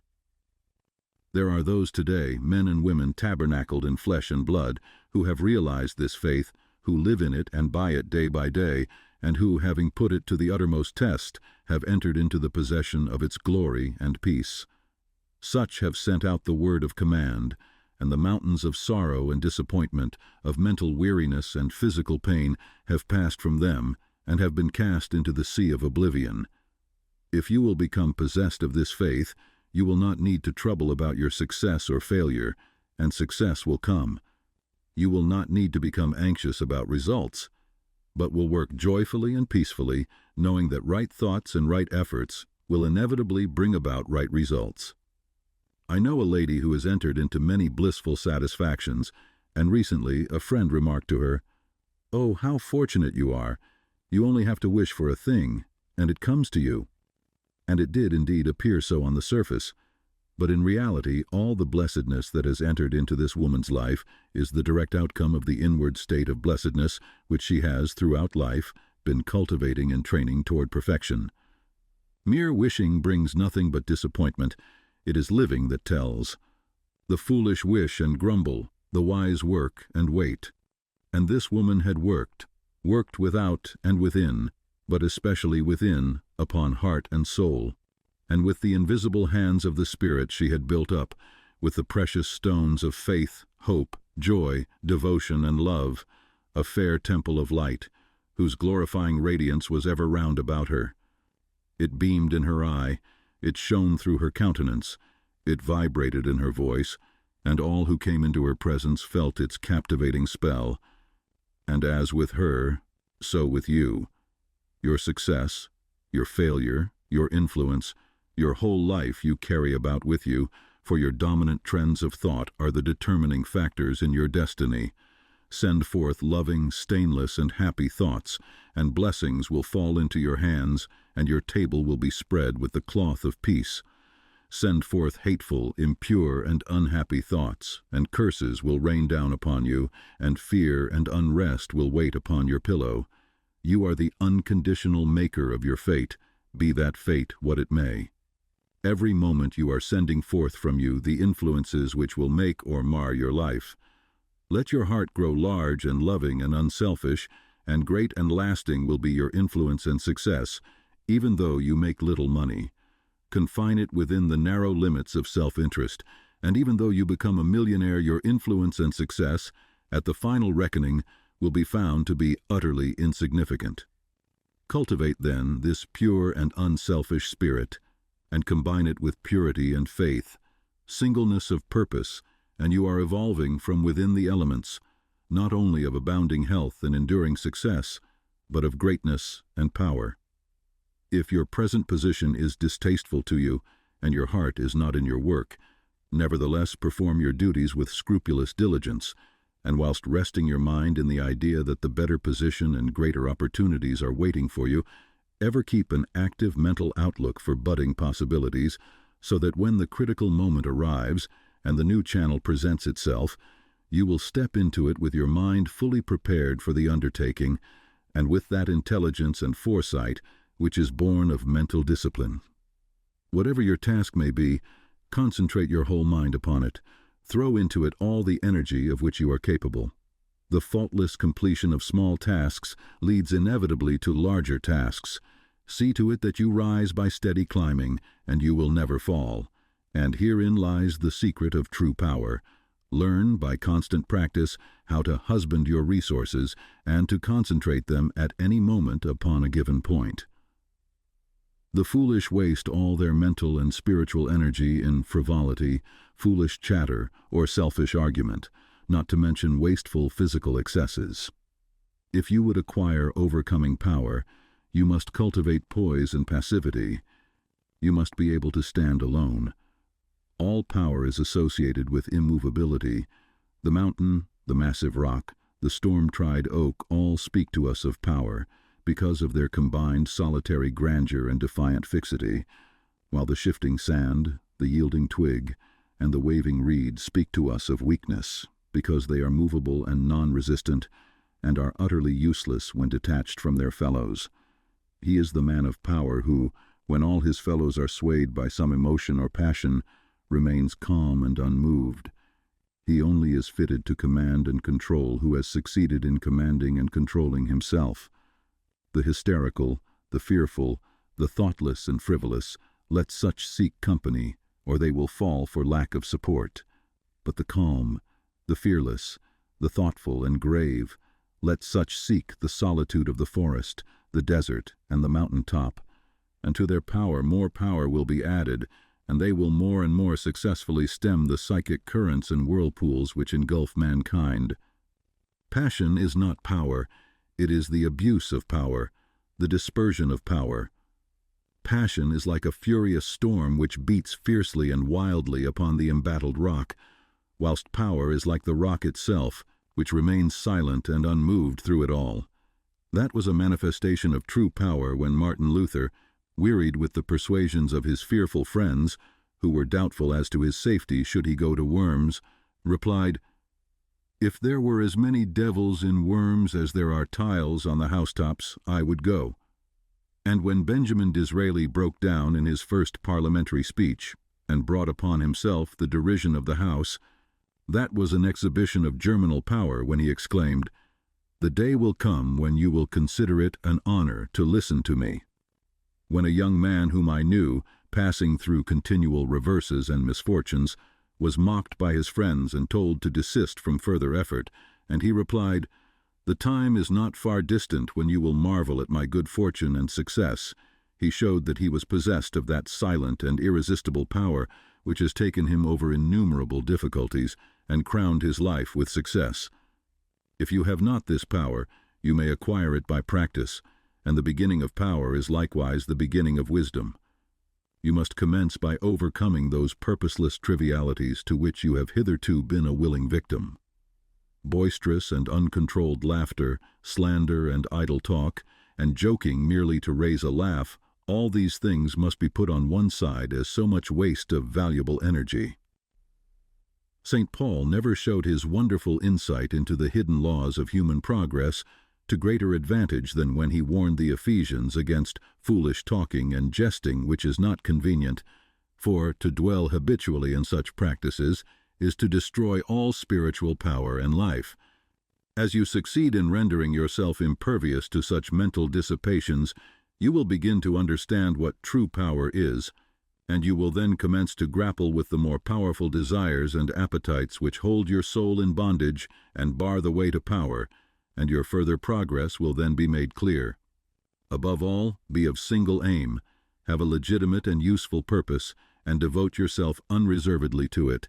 Let nothing draw you aside. Remember that the double-minded man is unstable in all his ways. Be eager to learn, but slow to beg. Have a thorough understanding of your work, and let it be your own. And as you proceed, ever following the inward guide, the infallible voice, you will pass on from victory to victory, and will rise step by step to higher resting places, and your ever-broadening outlook will gradually reveal to you the essential beauty and purpose of life. Self-purified, health will be yours. Faith-protected, success will be yours. Self-governed, power will be yours, and all that you do will prosper, for ceasing to be a disjointed unit, self-enslaved, you will be in harmony with the great law, working no longer against, but with, the universal life, the eternal good. And what health you gain will remain with you. What success you achieve will be beyond all human computation, and will never pass away. And what influence and power you wield will continue to increase throughout the ages, for it will be a part of that unchangeable principle which supports the universe. This, then, is the secret of health, a pure heart and a well-ordered mind. This is the secret of success, an unfaltering faith and a wisely directed purpose, and to rein in, with unfaltering will, the dark steed of desire. This is the secret of power. All ways are waiting for my feet to tread, the light and dark, the living and the dead, the broad and narrow way, the high and low, the good and bad, and with quick step or slow, I now may enter any way I will, and find by walking which is good, which ill, and all good things my wandering feet await, if I but come, with vow inviolate, unto the narrow, high, and holy way of heart-born purity, and therein stay, walking secure from him who taunts and scorns, to flowery meads across the path of thorns. And I may stand where health, success, and power await my coming, if each fleeting hour I cling to love and patience, and abide with stainlessness, and never step aside from high integrity, so shall I see at last the land of immortality, and I may seek and find, I may achieve, I may not claim, but losing may retrieve. The law bends not for me, but I must bead unto the law, if I would reach the end of my afflictions, if I would restore my soul to light and life, and weep no more. Not mine the arrogant and selfish claim to all good things, be mine the lowly aim to seek and find, to know and comprehend, and wisdom ward all holy footsteps wend. Nothing is mine to claim or to command, but all is mine to know and understand. The secret of abounding happiness. Great is the thirst for happiness, and equally great is the lack of happiness.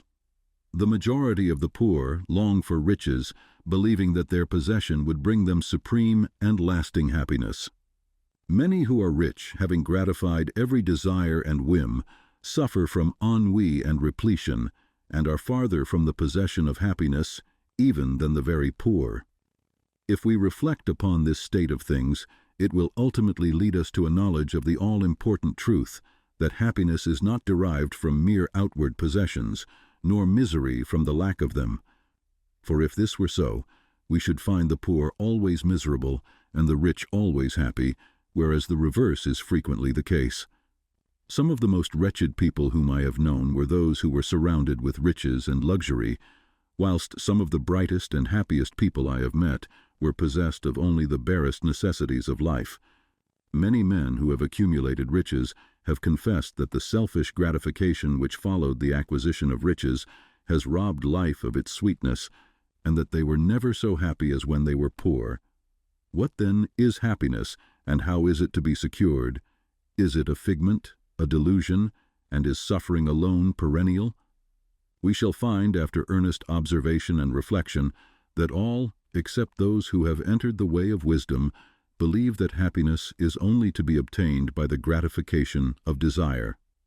It is this belief, rooted in the soil of ignorance and continually watered by selfish cravings, that is the cause of all the misery in the world. And I do not limit the word desire to the grosser animal cravings. It extends to the higher psychic realm, where far more powerful, subtle, and insidious cravings hold in bondage the intellectual and refined, depriving them of all that beauty, harmony, and purity of soul whose expression is happiness. Most people will admit that selfishness is the cause of all the unhappiness in the world, but they fall under the soul-destroying delusion that it is somebody else's selfishness and not their own. When you are willing to admit that all your unhappiness is the result of your own selfishness, you will not be far from the gates of paradise. But so long as you are convinced that it is the selfishness of others that is robbing you of joy, so long will you remain a prisoner in your self-created purgatory. Happiness is that inward state of perfect satisfaction, which is joy and peace, and from which all desire is eliminated.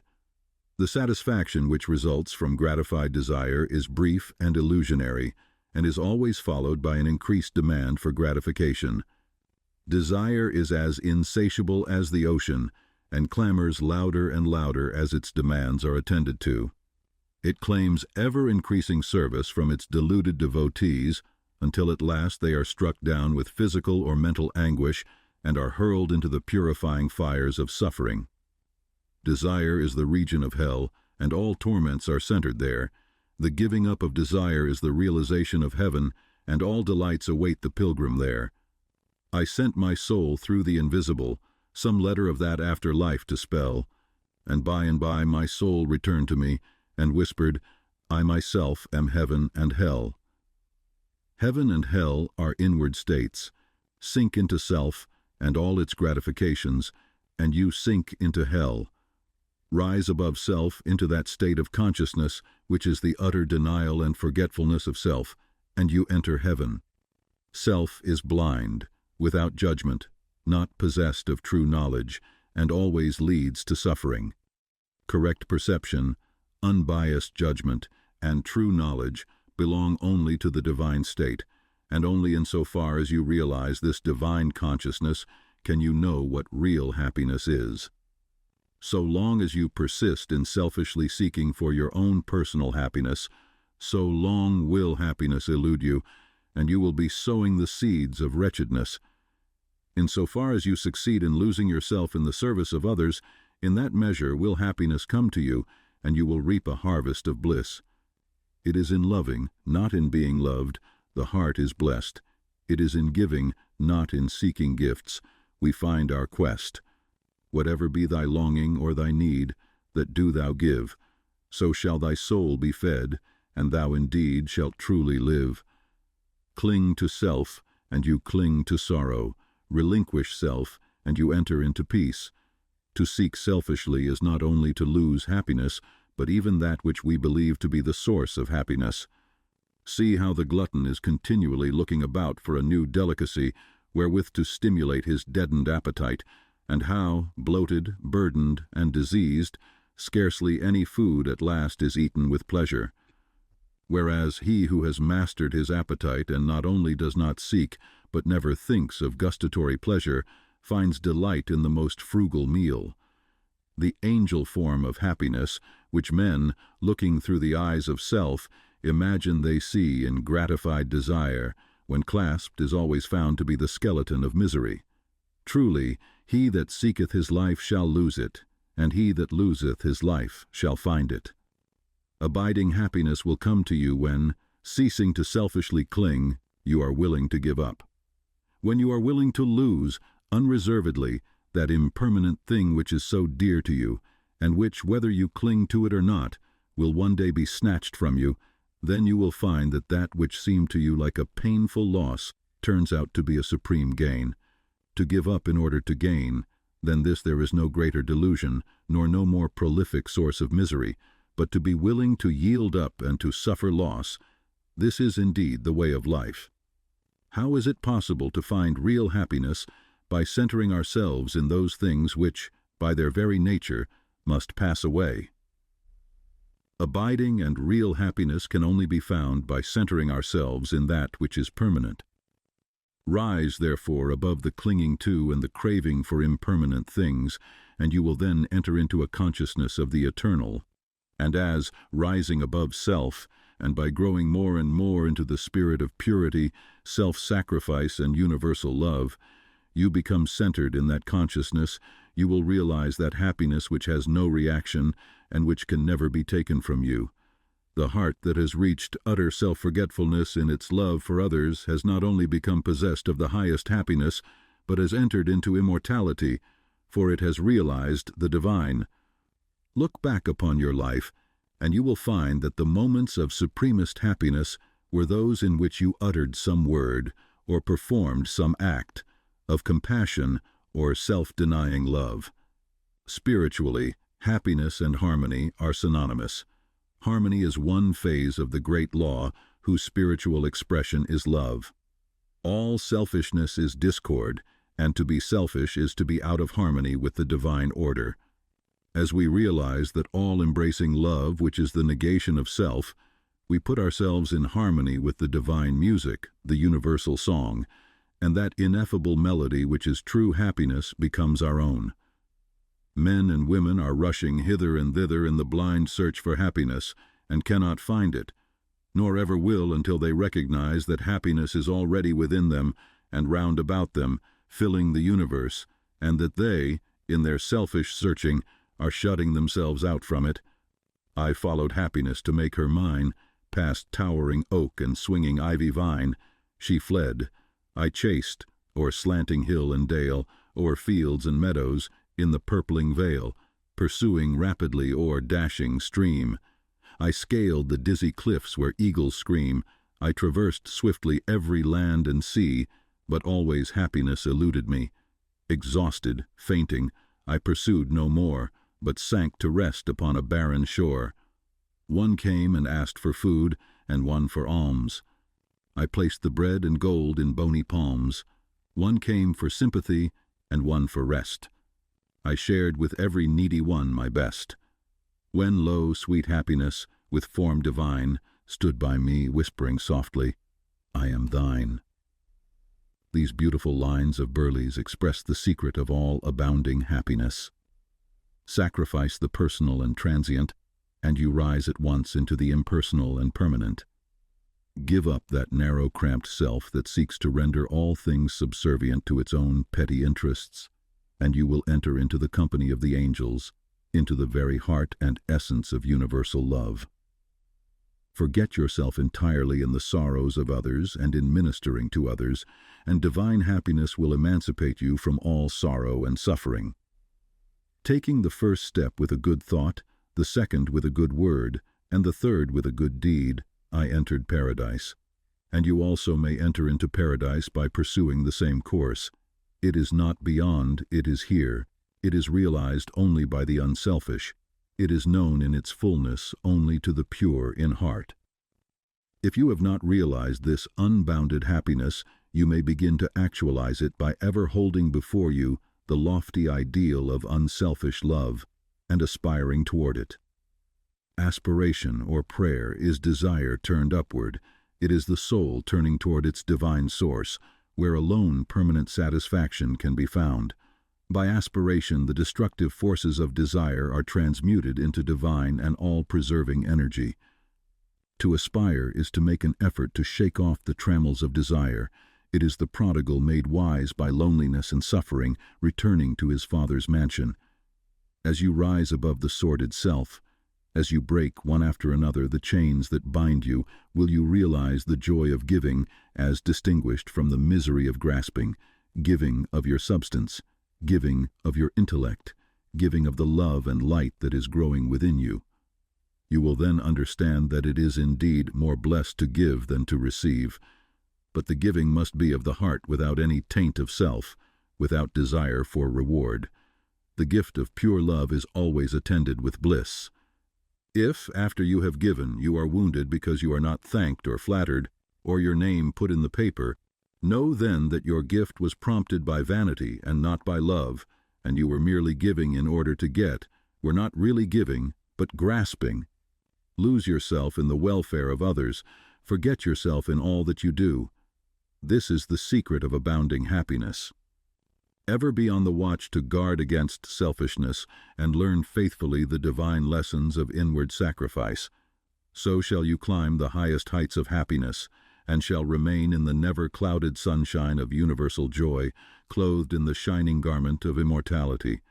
Are you searching for the happiness that does not fade away? Are you looking for the joy that lives and leaves no grievous day? Are you panting for the water brooks of love and life and peace? Then let all dark desires depart and selfish seeking cease. Are you lingering in the paths of pain, grief-haunted, stricken sore? Are you wandering in the ways that wound your weary feet the more? Are you sighing for the resting place where tears and sorrows cease? Then sacrifice your selfish heart and find the heart of peace, the realization of prosperity. It is granted only to the heart that abounds with integrity, trust, generosity, and love to realize true prosperity.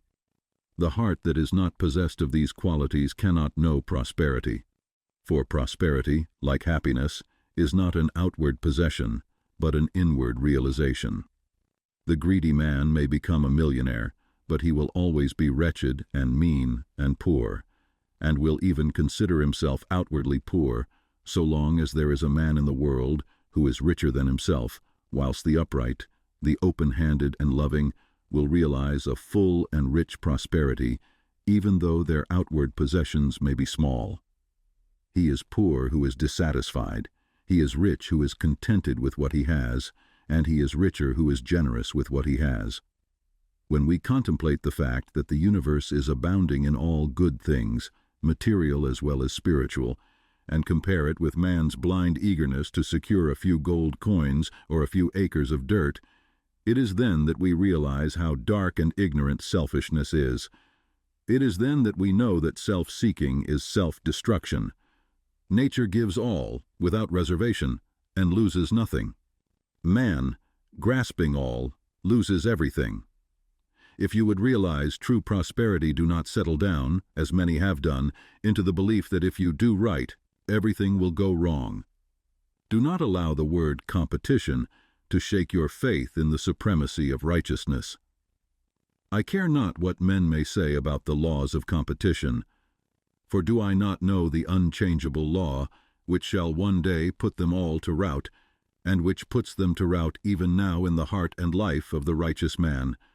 And knowing this law, I can contemplate all dishonesty with undisturbed repose, for I know where certain destruction awaits it. Under all circumstances do that which you believe to be right, and trust the law. Trust the divine power that is immanent in the universe, and it will never desert you, and you will always be protected. By such a trust, all your losses will be converted into gains, and all curses which threaten will be transmuted into blessings.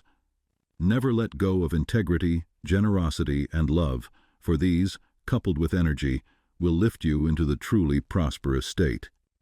Do not believe the world when it tells you that you must always attend to number one first and to others afterwards. To do this is not to think of others at all, but only of one's own comforts. To those who practice this, the day will come when they will be deserted by all, and when they cry out in their loneliness and anguish, there will be no one to hear and help them. To consider oneself before all others is to cramp and warp and hinder every noble and divine impulse. Let your soul expand. Let your heart reach out to others in loving and generous warmth, and great and lasting will be your joy, and all prosperity will come to you. Those who have wandered from the highway of righteousness guard themselves against competition. Those who always pursue the right need not to trouble about such defense. This is no empty statement. There are men today who, by the power of integrity and faith, have defied all competition, and who, without swerving in the least from their methods when competed with, have risen steadily into prosperity, whilst those who tried to undermine them have fallen back defeated. To possess those inward qualities which constitute goodness is to be armored against all the powers of evil, and to be doubly protected in every time of trial. And to build oneself up in those qualities is to build up a success which cannot be shaken, and to enter into a prosperity which will endure forever. The white robe of the heart. Invisible is stained with sin and sorrow, grief and pain, and all repentant pools and springs of prayer shall not avail to wash it white again. While in the path of ignorance I walk, the stains of error will not cease to cling. Defilements mark the crooked path of self, where anguish lurks and disappointment sting. Knowledge and wisdom only can avail to purify and make my garment clean, for therein lie love's waters, therein rests peace undisturbed, eternal and serene. Sin and repentance is the path of pain. Knowledge and wisdom is the path of peace. By the near way of practice I will find, where bliss begins, how pains and sorrows cease. Self shall depart, and truth shall take its place. The changeless one, the indivisible, shall take up his abode in me, and cleanse the white robe of the heart invisible.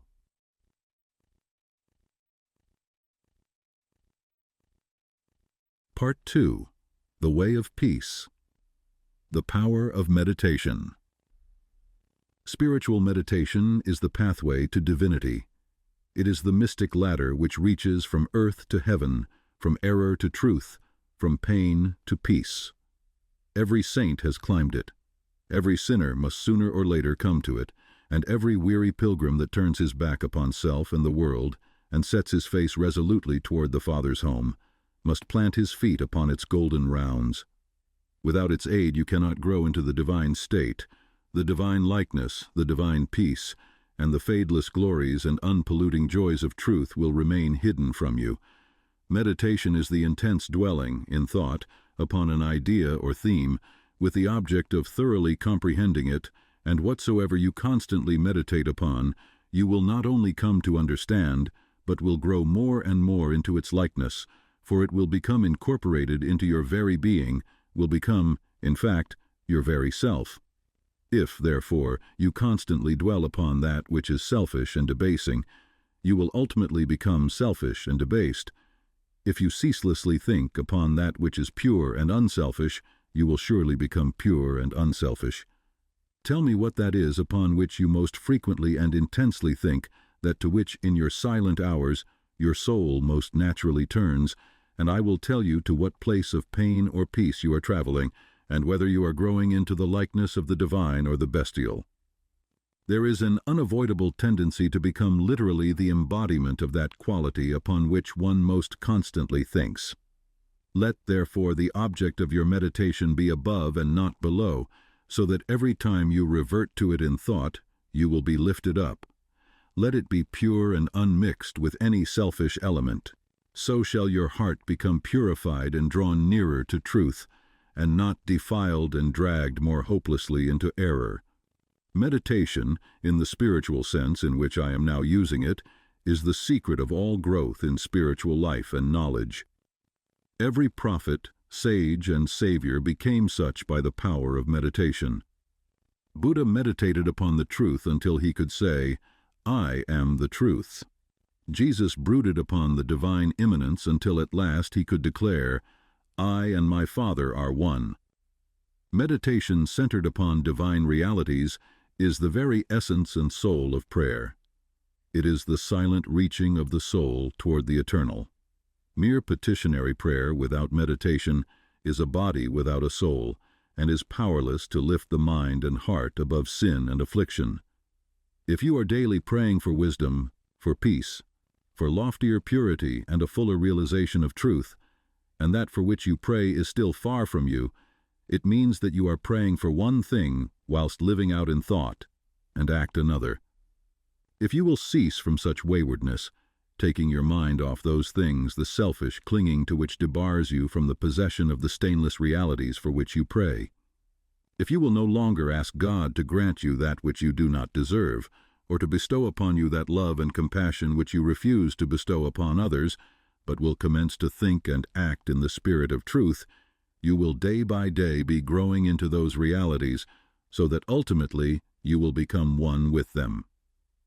He who would secure any worldly advantage must be willing to work vigorously for it, and he would be foolish indeed who, waiting with folded hands, expected it to come to him for the mere asking. Do not then vainly imagine that you can obtain the heavenly possessions without making an effort. Only when you commence to work earnestly in the kingdom of truth will you be allowed to partake of the bread of life, and when you have, by patient and uncomplaining effort, earned the spiritual wages for which you ask, they will not be withheld from you.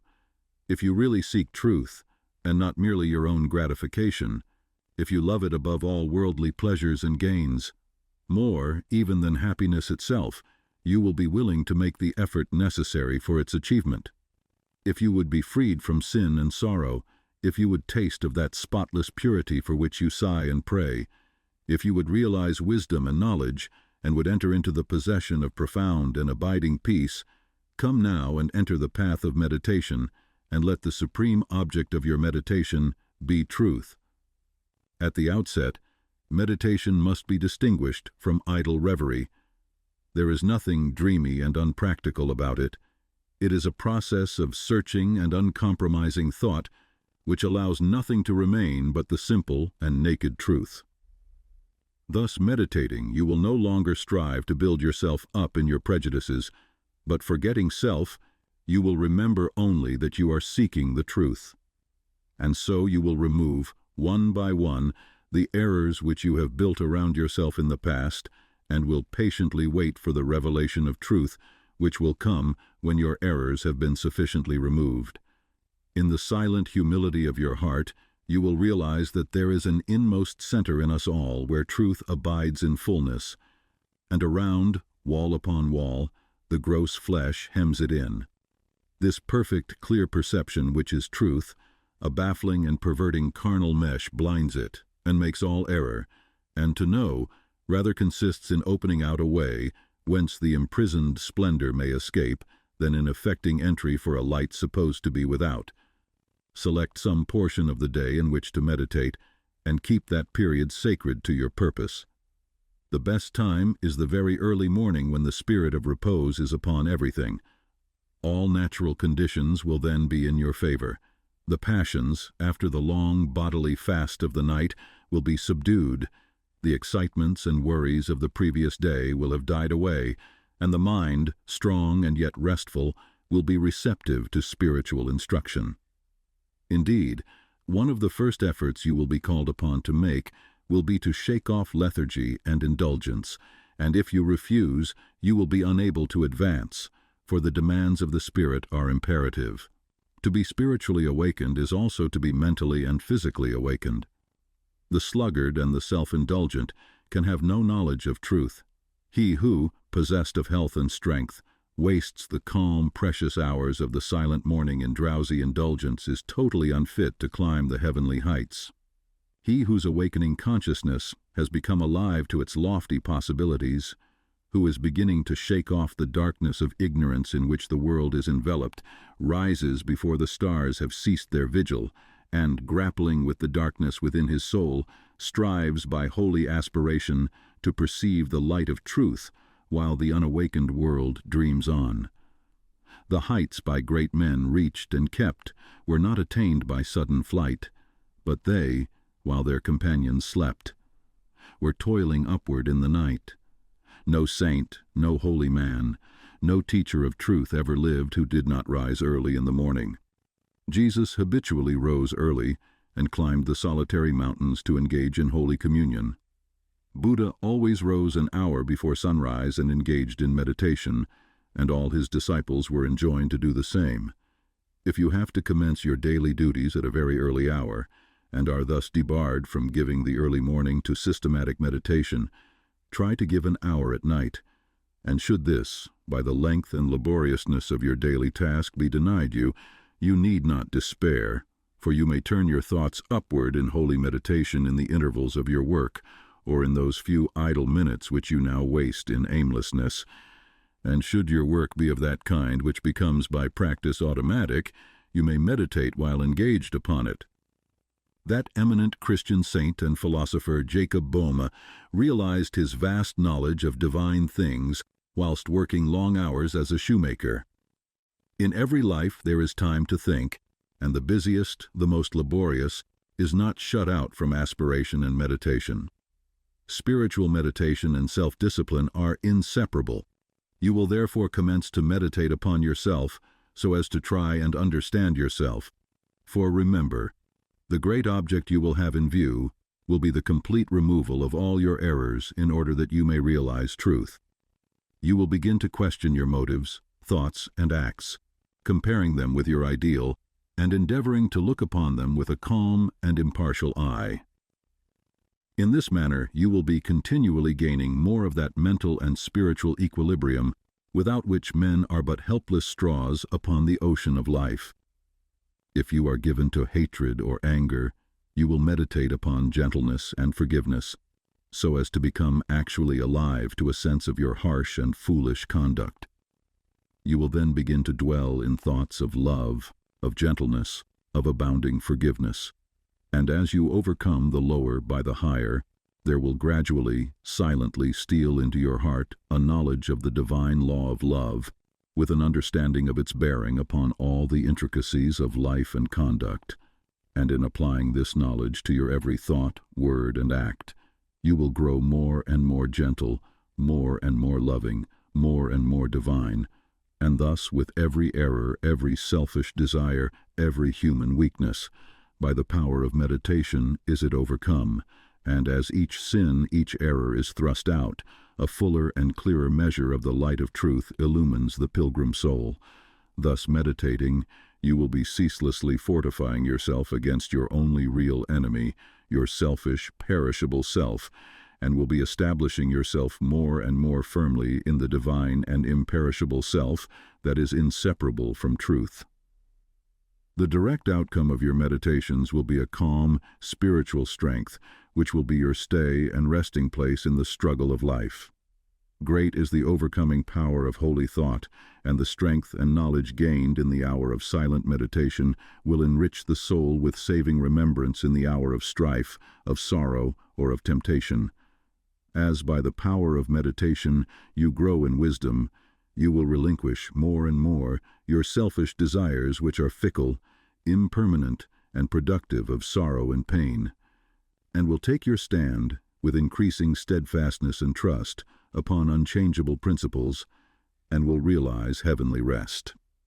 The use of meditation is the acquirement of a knowledge of eternal principles, and the power which results from meditation is the ability to rest upon and trust those principles, and so become one with the eternal.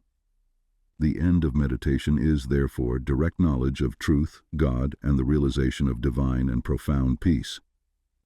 Let your meditations take their rise from the ethical ground which you now occupy. Remember that you are to grow into truth by steady perseverance. If you are an Orthodox Christian, meditate ceaselessly upon the spotless purity and divine excellence of the character of Jesus, and apply his every precept to your inner life and outward conduct, so as to approximate more and more toward his perfection.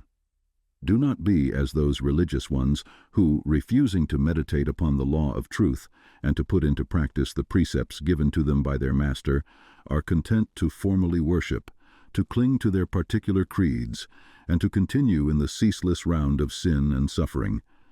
Strive to rise by the power of meditation, above all selfish clinging to partial gods or party creeds, above dead formalities and lifeless ignorance.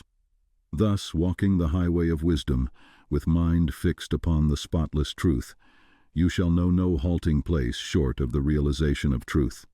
He who earnestly meditates first perceives a truth, as it were, afar off, and then realizes it by daily practice. It is only the doer of the word of truth that can know of the doctrine of truth, for though by pure thought the truth is perceived, it is only actualized by practice.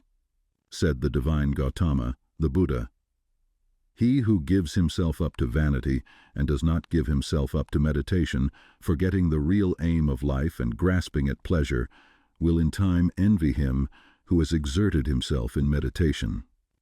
And he instructed his disciples in the following 5 great meditations.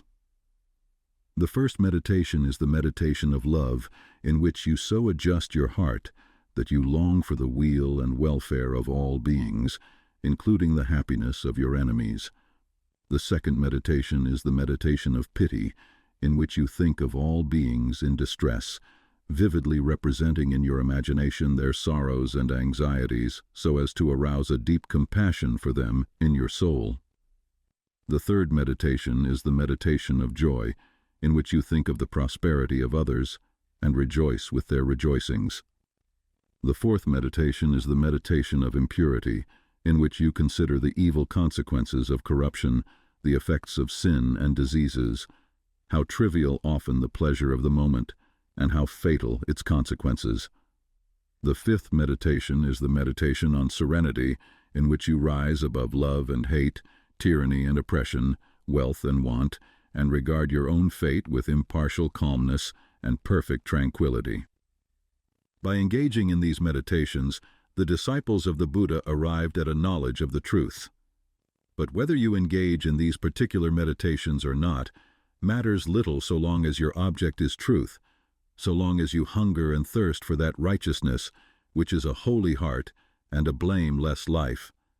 In your meditations, therefore, let your heart grow and expand with ever-broadening love, until, free from all hatred and passion and condemnation, it embraces the whole universe with thoughtful tenderness.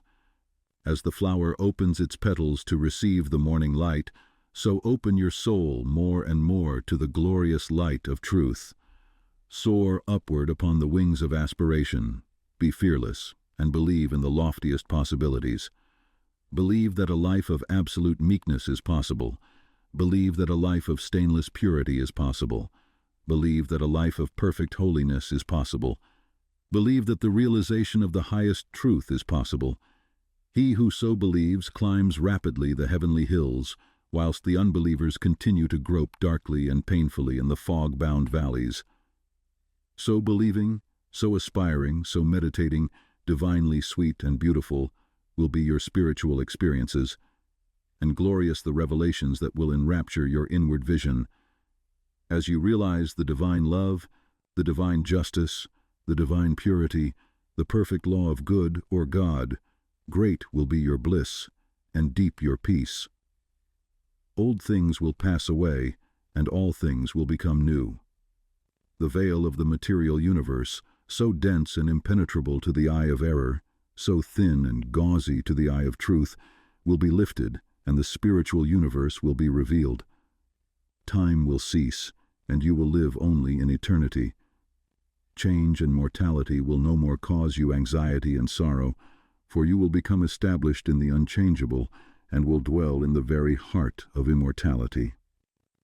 Star of wisdom, star that of the birth of Vishnu, birth of Krishna, Buddha, Jesus, told the wise ones, heavenward looking, waiting, watching for thy gleaming in the darkness of the night time, in the starless gloom of midnight, shining herald of the coming of the kingdom of the righteous, teller of the mystic story of the lowly birth of Godhead, in the stable of the passions, in the manger of the mind-soul, silent singer of the secret of compassion, deep and holy to the heart with sorrow burdened, to the soul with waiting weary, star of all-surpassing brightness, thou again dost deck the midnight, thou again dost cheer the wise ones watching in the credal darkness, weary of the endless battle with the grinding blades of error, tired of lifeless, useless idols, of the dead forms of religions, spent with watching for thy shining, thou hast ended their despairing, thou hast lighted up their pathway, thou hast brought again the old truths to the hearts of all thy watchers, to the souls of them that love thee, thou dost speak of joy and gladness, of the peace that comes of sorrow. Blessed are they that can see thee, weary wanderers in the night time.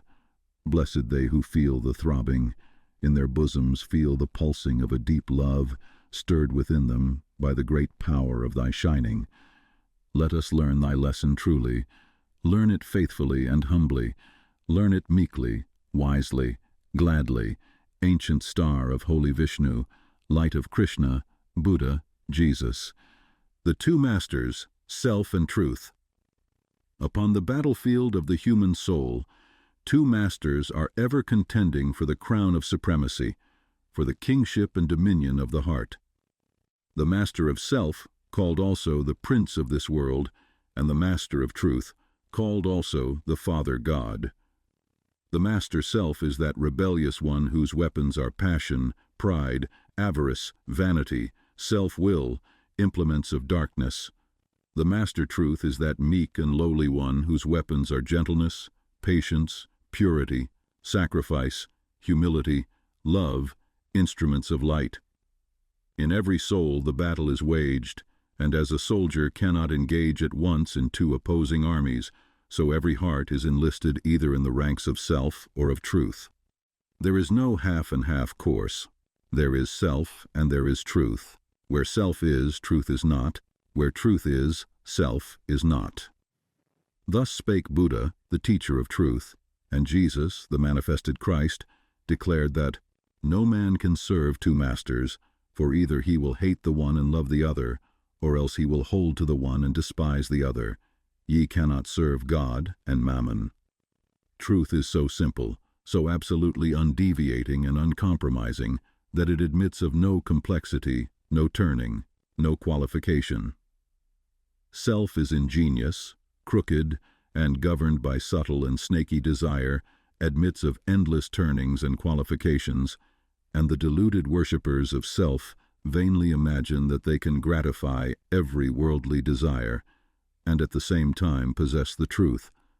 But the lovers of truth worship truth with the sacrifice of self, and ceaselessly guard themselves against worldliness and self-seeking.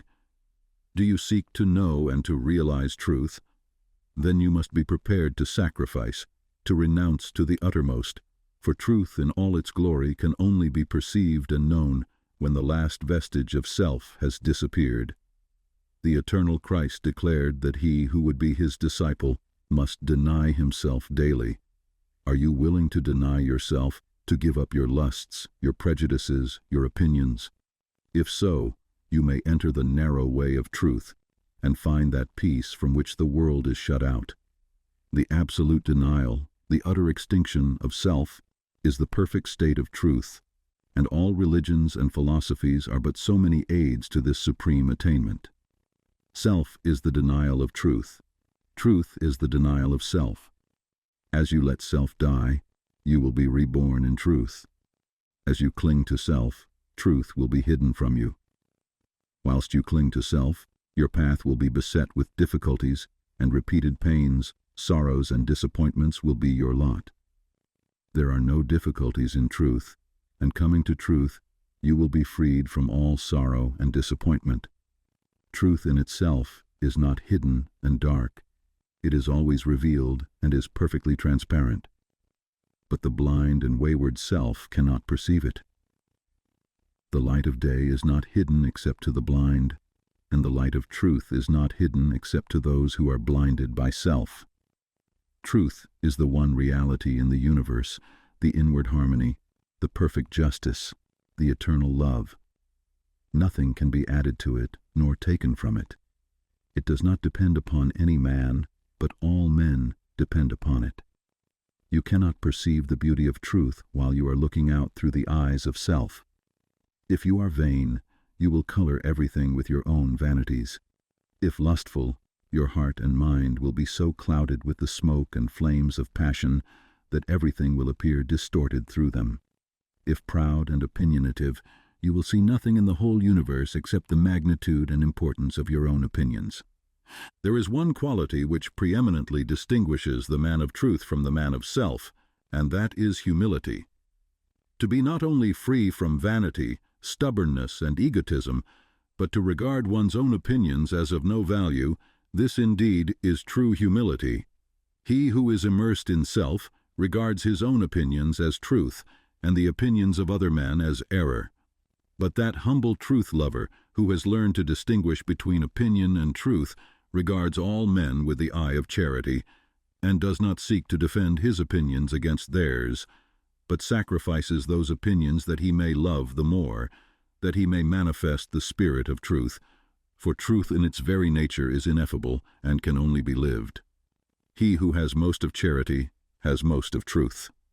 Men engage in heated controversies and foolishly imagine they are defending the truth, when in reality they are merely defending their own petty interests and perishable opinions.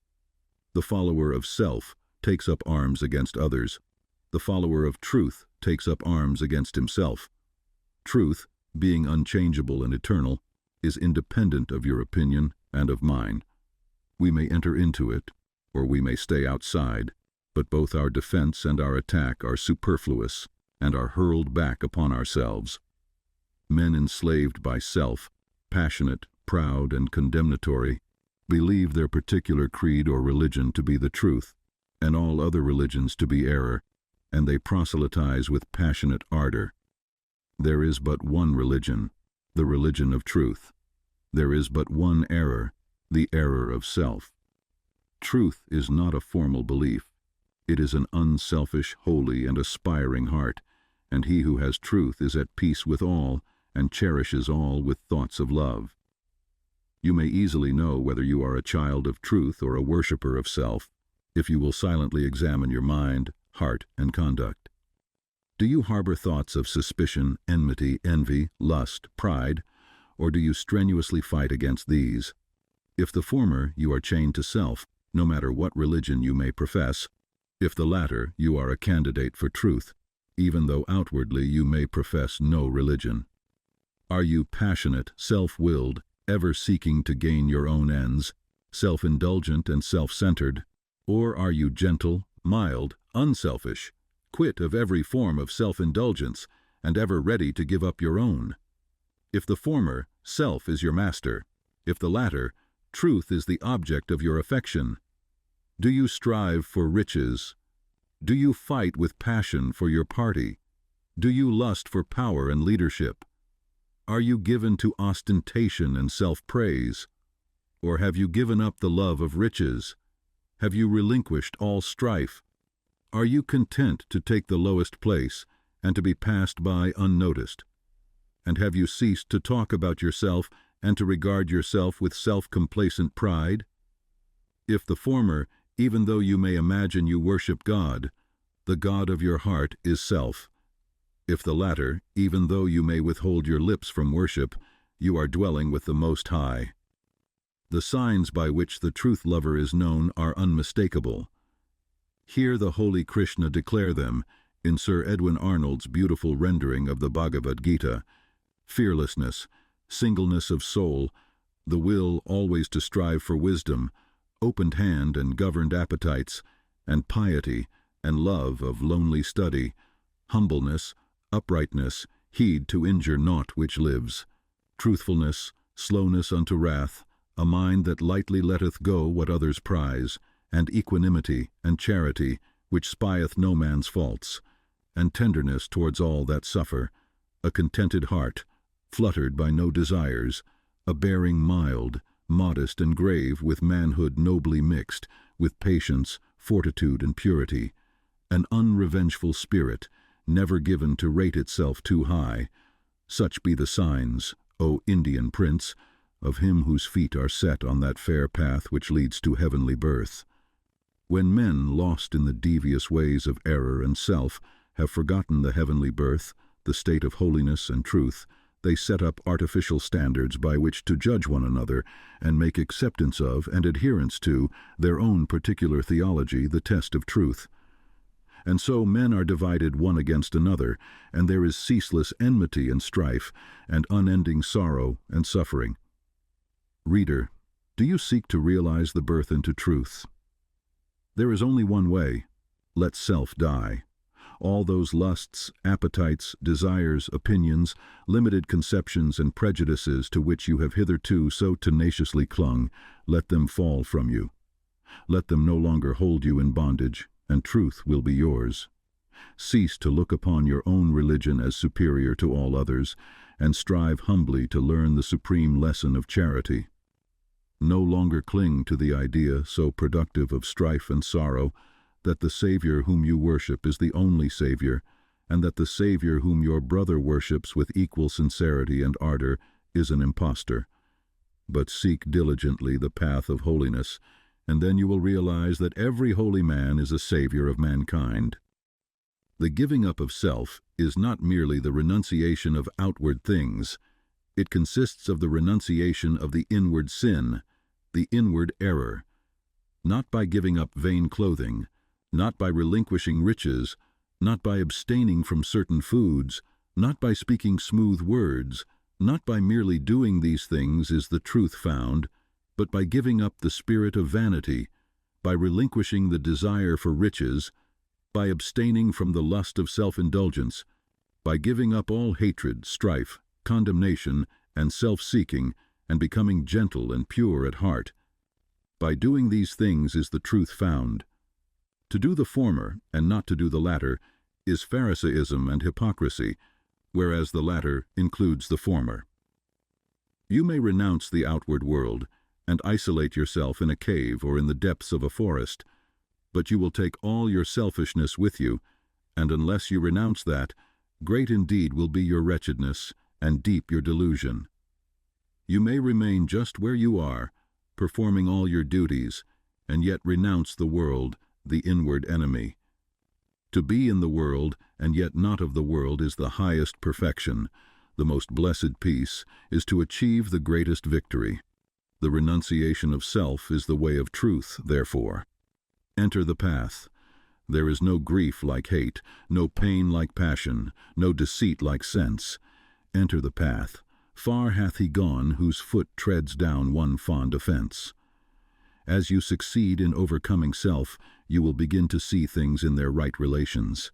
He who is swayed by any passions, prejudice, like or dislike, adjusts everything to that particular bias, and sees only his own delusions. He who is absolutely free from all passion, prejudice, preference, and partiality sees himself as he is, sees others as they are, sees all things in their proper proportions and right relations. Having nothing to attack, nothing to defend, nothing to conceal, and no interests to guard, he is at peace. He has realized the profound simplicity of truth, for this unbiased, tranquil, blessed state of mind and heart is the state of truth. He who attains to it dwells with the angels and sits at the footstool of the Supreme, knowing the great law, knowing the origin of sorrow, knowing the secret of suffering, knowing the way of emancipation in truth. How can such a one engage in strife or condemnation? For though he knows that the blind, self-seeking world, surrounded with the clouds of its own illusions and enveloped in the darkness of error and self, cannot perceive the steadfast light of truth, and is utterly incapable of comprehending the profound simplicity of the heart that has died, or is dying, to self, yet he also knows that when the suffering ages have piled up mountains of sorrow, the crushed and burdened soul of the world will fly to its final refuge, and that when the ages are completed, every prodigal will come back to the fold of truth. And so he dwells in goodwill toward all, and regards all with that tender compassion which a father bestows upon his wayward children. Men cannot understand truth because they cling to self, because they believe in and love self, because they believe self to be the only reality, whereas it is the one delusion. When you cease to believe in and love self, you will desert it, and will fly to truth, and will find the eternal reality. When men are intoxicated with the wines of luxury and pleasure and vanity, the thirst of life grows and deepens within them, and they delude themselves with dreams of fleshly immortality. But when they come to reap the harvest of their own sowing, and pain and sorrow supervene, then crushed and humiliated, relinquishing self and all the intoxications of self, they come, with aching hearts, to the one immortality, the immortality that destroys all delusions, the spiritual immortality in truth. Men pass from evil to good, from self to truth, through the dark gate of sorrow, for sorrow and self are inseparable. Only in the peace and bliss of truth is all sorrow vanquished. If you suffer disappointment because your cherished plans have been thwarted, or because someone has not come up to your anticipations, it is because you are clinging to self. If you suffer remorse for your conduct, it is because you have given way to self. If you are overwhelmed with chagrin and regret because of the attitude of someone else toward you, it is because you have been cherishing self. If you are wounded on account of what has been done to you or said of you, it is because you are walking in the painful way of self. All suffering is of self. All suffering ends in truth. When you have entered into and realized truth, you will no longer suffer disappointment, remorse, and regret, and sorrow will flee from you. Self is the only prison that can ever bind the soul.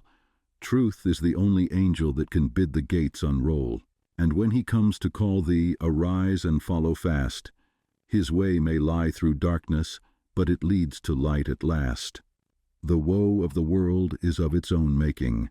Sorrow purifies and deepens the soul, and the extremity of sorrow is the prelude to truth. Have you suffered much? Have you sorrowed deeply? Have you pondered seriously upon the problem of life? If so, you are prepared to wage war against self and to become a disciple of truth. The intellectuals, who do not see the necessity for giving up self, frame endless theories about the universe and call them truth. But do thou pursue that direct line of conduct, which is the practice of righteousness, and thou wilt realize the truth which has no place in theory, and which never changes. Cultivate your heart. Water it continually with unselfish love and deep-felt pity, and strive to shut out from it all thoughts and feelings which are not in accordance with love. Return good for evil, love for hatred, gentleness for ill treatment, and remain silent when attacked. So shall you transmute all your selfish desires into the pure gold of love, and self will disappear in truth. So will you walk blamelessly amongst men, yoked with the easy yoke of lowliness, and clothed with the divine garment of humility. O come, weary brother, thy struggling and striving end thou in the heart of the Master of Truth. Across self's drear desert why wilt thou be driving, athirst for the quickening waters of truth? When here, by the path of thy searching and sinning, flows life's gladsome stream, lies love's oasis green. Come, turn thou and rest, know the end and beginning, the sought and the searcher, the seer and seen. Thy master sits not in the unapproached mountains, nor dwells in the mirage which floats on the air, nor shalt thou discover his magical fountains in pathways of sand that encircle despair. In selfhood's dark desert, cease wearily seeking the odorous tracks of the feet of thy king. And if thou wouldst hear the sweet sound of his speaking, be deaf to all voices that emptily sing. Flee the vanishing places, renounce all thou hast. Leave all that thou lovest, and naked and bare, thyself at the shrine of the innermost cast. The highest, the holiest, the changeless is there. Within, in the heart of the silence he dwelleth. Leave sorrow and sin, leave thy wandering sore. Come bathe in his joy, whilst he, whispering, telleth thy soul what it seeketh, and wander no more. Then cease, weary brother, thy struggling and striving. Find peace in the heart of the Master of Truth. Across self's dark desert, cease wearily driving. Come, drink at the beautiful waters of truth, the acquirement of spiritual power.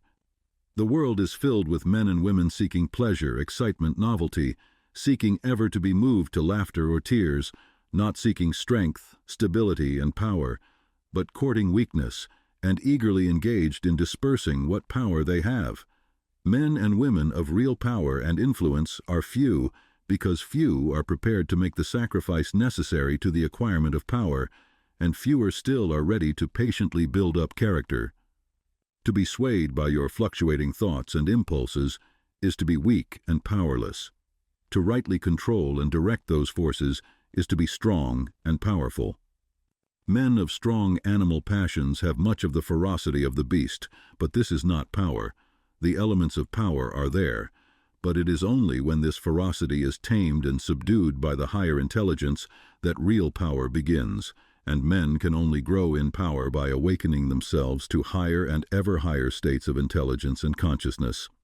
The difference between a man of weakness and one of power lies not in the strength of the personal will, for the stubborn man is usually weak and foolish, but in that focus of consciousness which represents their states of knowledge. The pleasure seekers, the lovers of excitement, the hunters after novelty, and the victims of impulse and hysterical emotion lack that knowledge of principles which gives balance, stability, and influence. A man commences to develop power when, checking his impulses and selfish inclinations, he falls back upon the higher and calmer consciousness within him and begins to steady himself upon a principle.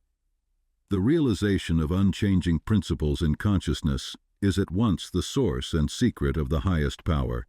When, after much searching and suffering and sacrificing, the light of an eternal principle dawns upon the soul, a divine calm ensues, and joy unspeakable gladdens the heart.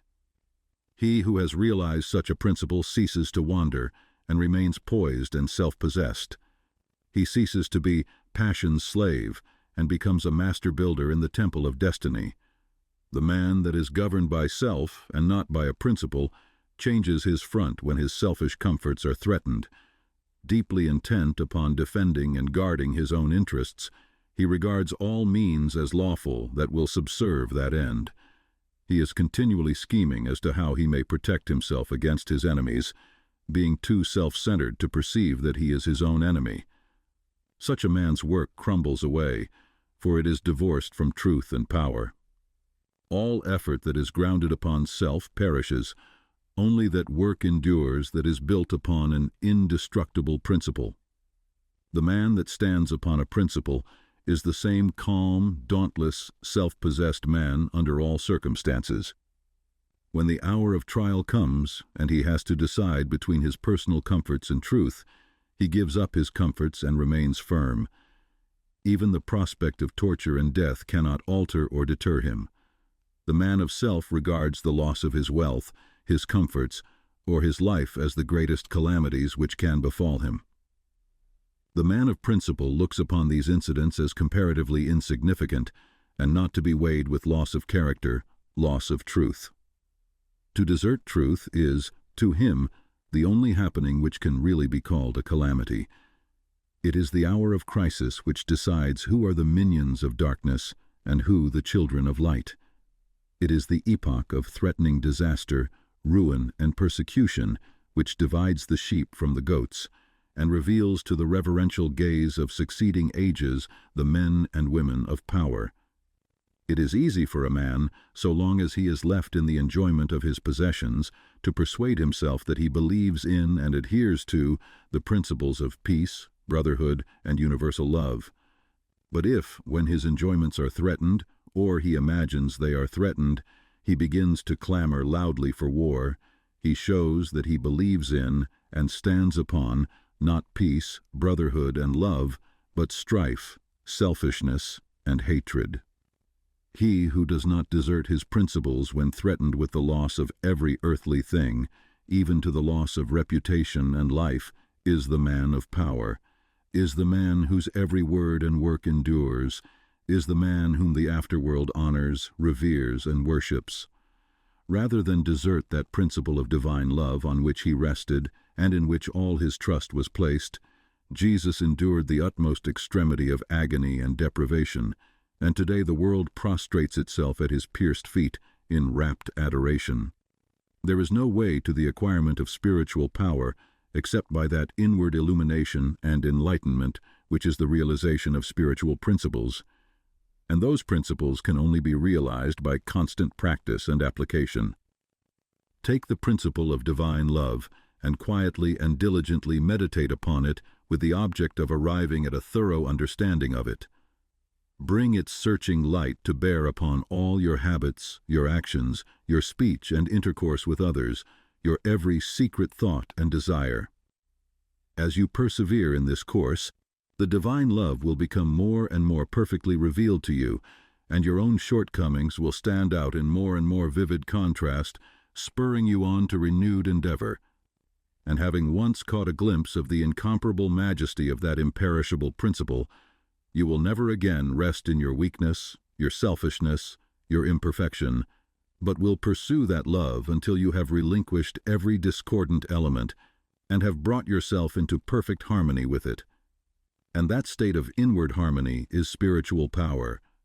Take also other spiritual principles, such as purity and compassion, and apply them in the same way, and, so exacting is truth, you will be able to make no stay, no resting place, until the inmost garment of your soul is bereft of every stain, and your heart has become incapable of any hard, condemnatory, and pitiless impulse. Only in so far as you understand, realize, and rely upon these principles will you acquire spiritual power, and that power will be manifested in and through you in the form of increasing dispassion, patience, and equanimity. Dispassion argues superior self-control. Sublime patience is the very hallmark of divine knowledge, and to retain an unbroken calm amid all the duties and distractions of life marks off the man of power. It is easy in the world to live after the world's opinion.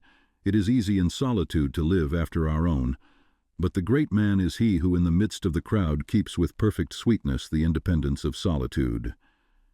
Some mystics hold that perfection in dispassion is the source of that power by which miracles, so-called, are performed, and truly he who has gained such perfect control of all his interior forces that no shock, however great, can for one moment unbalance him, must be capable of guiding and directing those forces with a master hand. To grow in self-control, in patience, in equanimity, is to grow in strength and power, and you can only thus grow by focusing your consciousness upon a principle. As a child, after making many and vigorous attempts to walk unaided, at last succeeds, after numerous falls, in accomplishing this, so you must enter the way of power by first attempting to stand alone. Break away from the tyranny of custom, tradition, conventionality, and the opinions of others until you succeed in walking lonely and erect amongst men. Rely upon your own judgment, be true to your own conscience, follow the light that is within you. All outward lights are so many will-o'-the-wisps. There will be those who will tell you that you are foolish, that your judgment is faulty, that your conscience is all awry, and that the light within you is darkness. But heed them not. If what they say is true, the sooner you, as a searcher for wisdom, find it out the better, and you can only make the discovery by bringing your powers to the test. Therefore, pursue your course bravely. Your conscience is at least your own, and to follow it is to be a man. To follow the conscience of another is to be a slave. You will have many falls, will suffer many wounds, will endure many buffetings for a time, but press on in faith, believing that sure and certain victory lies ahead. Search for a rock, a principle, and having found it, cling to it. Get it under your feet and stand erect upon it, until at last, immovably fixed upon it, you succeed in defying the fury of the waves and storms of selfishness. For selfishness in any and every form is dissipation, weakness, death. Unselfishness in its spiritual aspect is conservation, power, life. As you grow in spiritual life and become established upon principles, you will become as beautiful and as unchangeable as those principles, will taste of the sweetness of their immortal essence, and will realize the eternal and indestructible nature of the God within. No harmful shaft can reach the righteous man, standing erect amid the storms of hate, defying hurt and injury and ban, surrounded by the trembling slaves of fate. Majestic in the strength of silent power, serene he stands, nor changes not, nor turns. Patient and firm in suffering's darkest hour, time bends to him, and death and doom he spurns. Wrath's lurid lightnings round about him play, and hell's deep thunders roll about his head. Yet heeds he not, for him they cannot slay, who stands whence earth and time and space are fled. Sheltered by deathless love, what fear hath he? Armored in changeless truth, what can he know of loss and gain? Knowing eternity, he moves not whilst the shadows come and go. Call him immortal, call him truth and light, and splendor of prophetic majesty, who bideth thus amid the powers of night, clothed with the glory of divinity.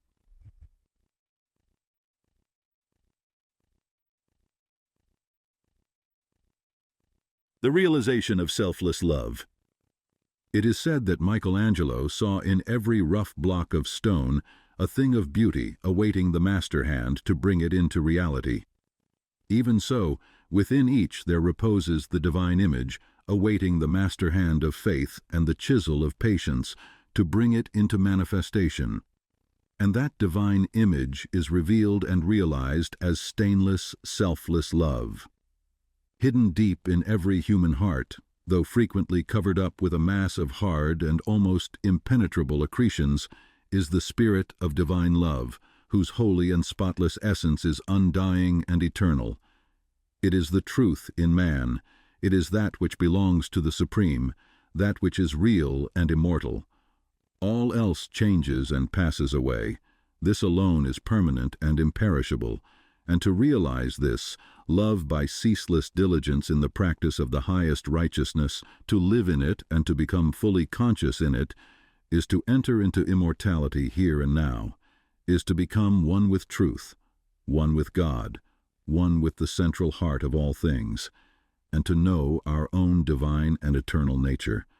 To reach this love, to understand and experience it, one must work with great persistency and diligence upon his heart and mind, must ever renew his patience and keep strong his faith, for there will be much to remove, much to accomplish before the divine image is revealed in all its glorious beauty.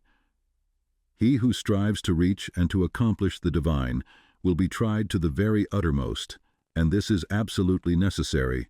For how else could one acquire that sublime patience without which there is no real wisdom, no divinity? Ever and anon as he proceeds, all his work will seem to be futile, and his efforts appear to be thrown away. Now and then a hasty touch will mar his image, and perhaps when he imagines his work is almost completed, he will find what he imagined to be the beautiful form of divine love utterly destroyed, and he must begin again with his past bitter experience to guide and help him. But he who has resolutely set himself to realize the highest recognizes no such thing as defeat. All failures are apparent, not real. Every slip, every fall, every return to selfishness is a lesson learned, an experience gained, from which a golden grain of wisdom is extracted, helping the striver toward the accomplishment of his lofty object. To recognize that of our vices, we can frame a ladder if we will, but tread beneath our feet each deed of shame, is to enter the way that leads unmistakably toward the divine, and the failings of one who thus recognizes are so many dead selves upon which he rises, as upon stepping stones, to higher things. Once come to regard your failings, your sorrows and sufferings, as so many voices telling you plainly where you are weak and faulty, where you fall below the true and the divine, you will then begin to ceaselessly watch yourself, and every slip, every pang of pain will show you where you are to set to work, and what you have to remove out of your heart in order to bring it nearer to the likeness of the divine, nearer to the perfect love. And as you proceed, day by day detaching yourself more and more from the inward selfishness, the love that is selfless will gradually become revealed to you, and when you are growing patient and calm, when your petulances, tempers, and irritabilities are passing away from you, and the more powerful lusts and prejudices cease to dominate and enslave you, then you will know that the divine is awakening within you, that you are drawing near to the eternal heart, that you are not far from that selfless love, the possession of which is peace and immortality. Divine love is distinguished from human loves in this supremely important particular. It is free from partiality. Human loves cling to a particular object to the exclusion of all else, and when that object is removed, great and deep is the resultant suffering to the one who loves. Divine love embraces the whole universe, and without clinging to any part, yet contains within itself the whole, and he who comes to it by gradually purifying and broadening his human loves until all the selfish and impure elements are burnt out of them, ceases from suffering. It is because human loves are narrow and confined and mingled with selfishness that they cause suffering. No suffering can result from that love which is so absolutely pure that it seeks nothing for itself. Nevertheless, human loves are absolutely necessary as steps toward the divine, and no soul is prepared to partake of divine love until it has become capable of the deepest and most intense human love. It is only by passing through human loves and human sufferings that divine love is reached and realized. All human loves are perishable like the forms to which they cling, but there is a love that is imperishable and that does not cling to appearances. All human loves are counterbalanced by human hates, but there is a love that admits of no opposite or reaction, divine and free from all taint of self, that sheds its fragrance on all alike. Human loves are reflections of the divine love and draw the soul nearer to the reality, the love that knows neither sorrow nor change. It is well that the mother, clinging with passionate tenderness to the little helpless form of flesh that lies on her bosom, should be overwhelmed with the dark waters of sorrow when she sees it laid in the cold earth. It is well that her tears should flow and her heart ache, for only thus can she be reminded of the evanescent nature of the joys and objects of sense, and be drawn nearer to the eternal and imperishable reality. It is well that lover, brother, sister, husband, wife should suffer deep anguish and be enveloped in gloom when the visible object of their affections is torn from them, so that they may learn to turn their affections toward the invisible source of all, where alone abiding satisfaction is to be found. It is well that the proud, the ambitious, the self-seeking should suffer defeat, humiliation, and misfortune. that they should pass through the scorching fires of affliction, for only thus can the wayward soul be brought to reflect upon the enigma of life. Only thus can the heart be softened and purified and prepared to receive the truth. When the sting of anguish penetrates the heart of human love, when gloom and loneliness and desertion cloud the soul of friendship and trust, then it is that the heart turns toward the sheltering love of the eternal and finds rest in its silent peace. And whosoever comes to this love is not turned away comfortless, is not pierced with anguish, nor surrounded with gloom, and is never deserted in the dark hour of trial. The glory of divine love can only be revealed in the heart that is chastened by sorrow, and the image of the heavenly state can only be perceived and realized when the lifeless, formless accretions of ignorance and self are hewn away. Only that love that seeks no personal gratification or reward, that does not make distinctions, and that leaves behind no heartaches, can be called divine. Men clinging to self and to the comfortless shadows of evil are in the habit of thinking of divine love as something belonging to a God who is out of reach, as something outside themselves and that must forever remain outside. Truly, the love of God is ever beyond the reach of self, but when the heart and mind are emptied of self, then the selfless love, the supreme love, the love that is of God or good, becomes an inward and abiding reality. And this inward realization of holy love is none other than the love of Christ that is so much talked about and so little comprehended, the love that not only saves the soul from sin, but lifts it also above the power of temptation. But how may one attain to this sublime realization? The answer which truth has always given and will ever give to this question is, "Empty thyself, and I will fill thee." Divine love cannot be known until self is dead, for self is the denial of love, and how can that which is known be also denied? Not until the stone of self is rolled away from the sepulchre of the soul does the immortal Christ, the pure Spirit of love, hitherto crucified, dead, and buried, cast off the bands of ignorance, and come forth in all the majesty of his resurrection. You believe that the Christ of Nazareth was put to death and rose again. I do not say you err in that belief, but if you refuse to believe that the gentle Spirit of love is crucified daily upon the dark cross of your selfish desires, then, I say, you err in this unbelief and have not yet perceived, even afar off, the love of Christ. You say that you have tasted of salvation in the love of Christ. Are you saved from your temper, your irritability, your vanity, your personal dislikes, your judgment and condemnation of others? If not, from what are you saved, and wherein have you realized the transforming love of Christ? He who has realized the love that is divine has become a new man and has ceased to be swayed and dominated by the old elements of self. He is known for his patience, his purity, his self-control, his deep charity of heart, and his unalterable sweetness. Divine or selfless love is not a mere sentiment or emotion. It is a state of knowledge which destroys the dominion of evil and the belief in evil, and lifts the soul into the joyful realization of the supreme good. To the divinely wise, knowledge and love are one and inseparable.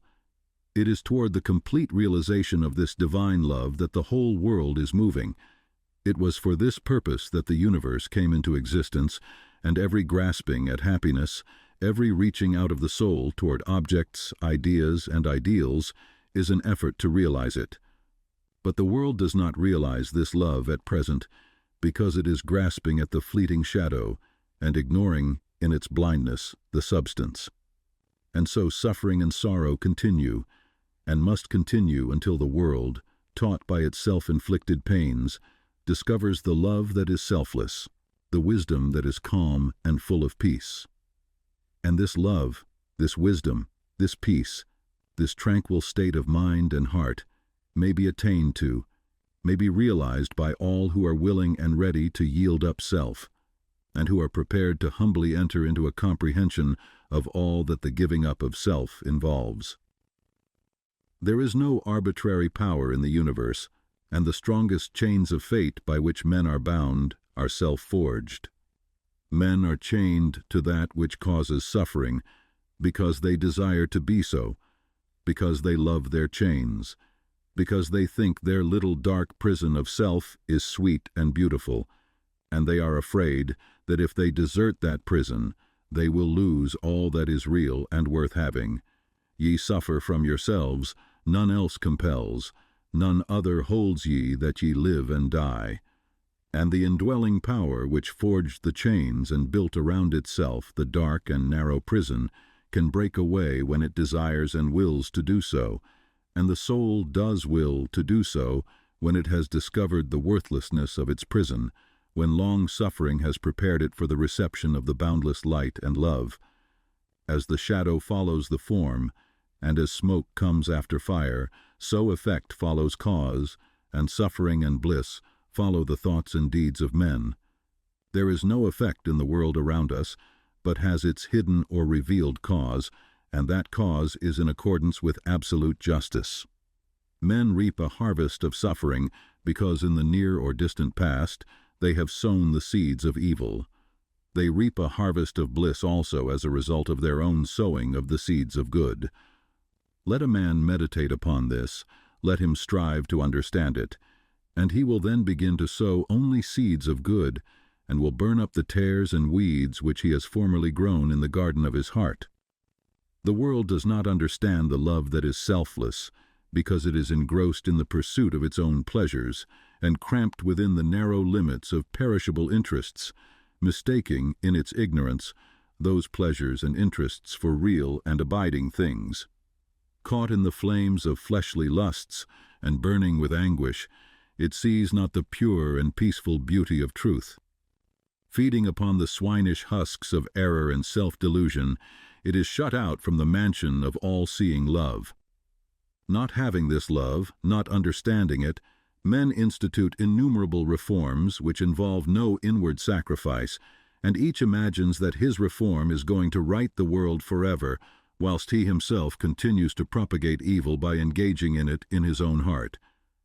That only can be called reform, which tends to reform the human heart, for all evil has its rise there, and not until the world, ceasing from selfishness and party strife, has learned the lesson of divine love, will it realize the golden age of universal blessedness. Let the rich cease to despise the poor, and the poor to condemn the rich. Let the greedy learn how to give, and the lustful how to grow pure. Let the partisan cease from strife, and the uncharitable begin to forgive. Let the envious endeavor to rejoice with others, and the slanderers grow ashamed of their conduct. Let men and women take this course, and lo, the golden age is at hand. He, therefore, who purifies his own heart is the world's greatest benefactor. Yet, though the world is and will be for many ages to come shut out from that age of gold, which is the realization of selfless love, you, if you are willing, may enter it now by rising above your selfish self. If you will pass from prejudice, hatred, and condemnation to gentle and forgiving love. Where hatred, dislike, and condemnation are, selfless love does not abide. It resides only in the heart that has ceased from all condemnation. You say, "How can I love the drunkard, the hypocrite, the sneak, the murderer? I am compelled to dislike and condemn such men."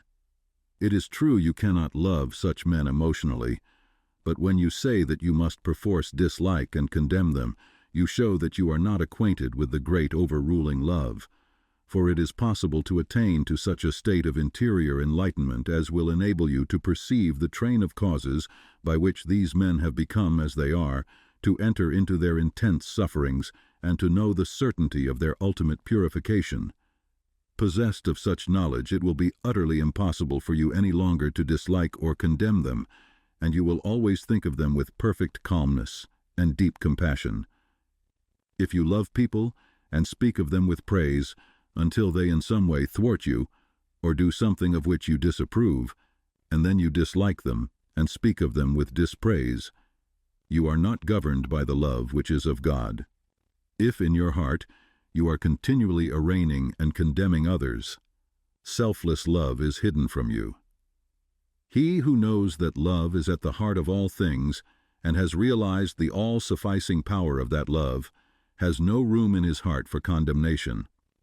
Men, not knowing this love, constitute themselves judge and executioner of their fellows, forgetting that there is the eternal judge and executioner, and insofar as men deviate from them in their own views, their particular reforms and methods, they brand them as fanatical, unbalanced, lacking judgment, sincerity, and honesty.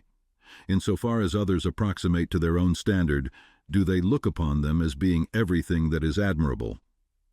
Such are the men who are centered in self, but he whose heart is centered in the supreme love does not so brand and classify men, does not seek to convert men to his own views, not to convince them of the superiority of his methods. Knowing the law of love, he lives it, and maintains the same calm attitude of mind and sweetness of heart toward all. The debased and the virtuous, the foolish and the wise, the learned and the unlearned, the selfish and the unselfish, receive alike the benediction of his tranquil thought. You can only attain to this supreme knowledge, this divine love, by unremitting endeavor in self-discipline, and by gaining victory after victory over yourself. Only the pure in heart see God, and when your heart is sufficiently purified, you will enter into the new birth, and the love that does not die, nor change, nor end in pain and sorrow will be awakened within you, and you will be at peace.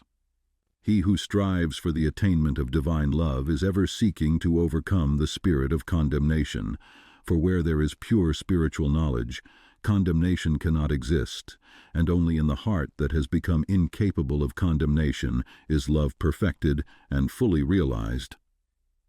The Christian condemns the atheist satirizes the Christian.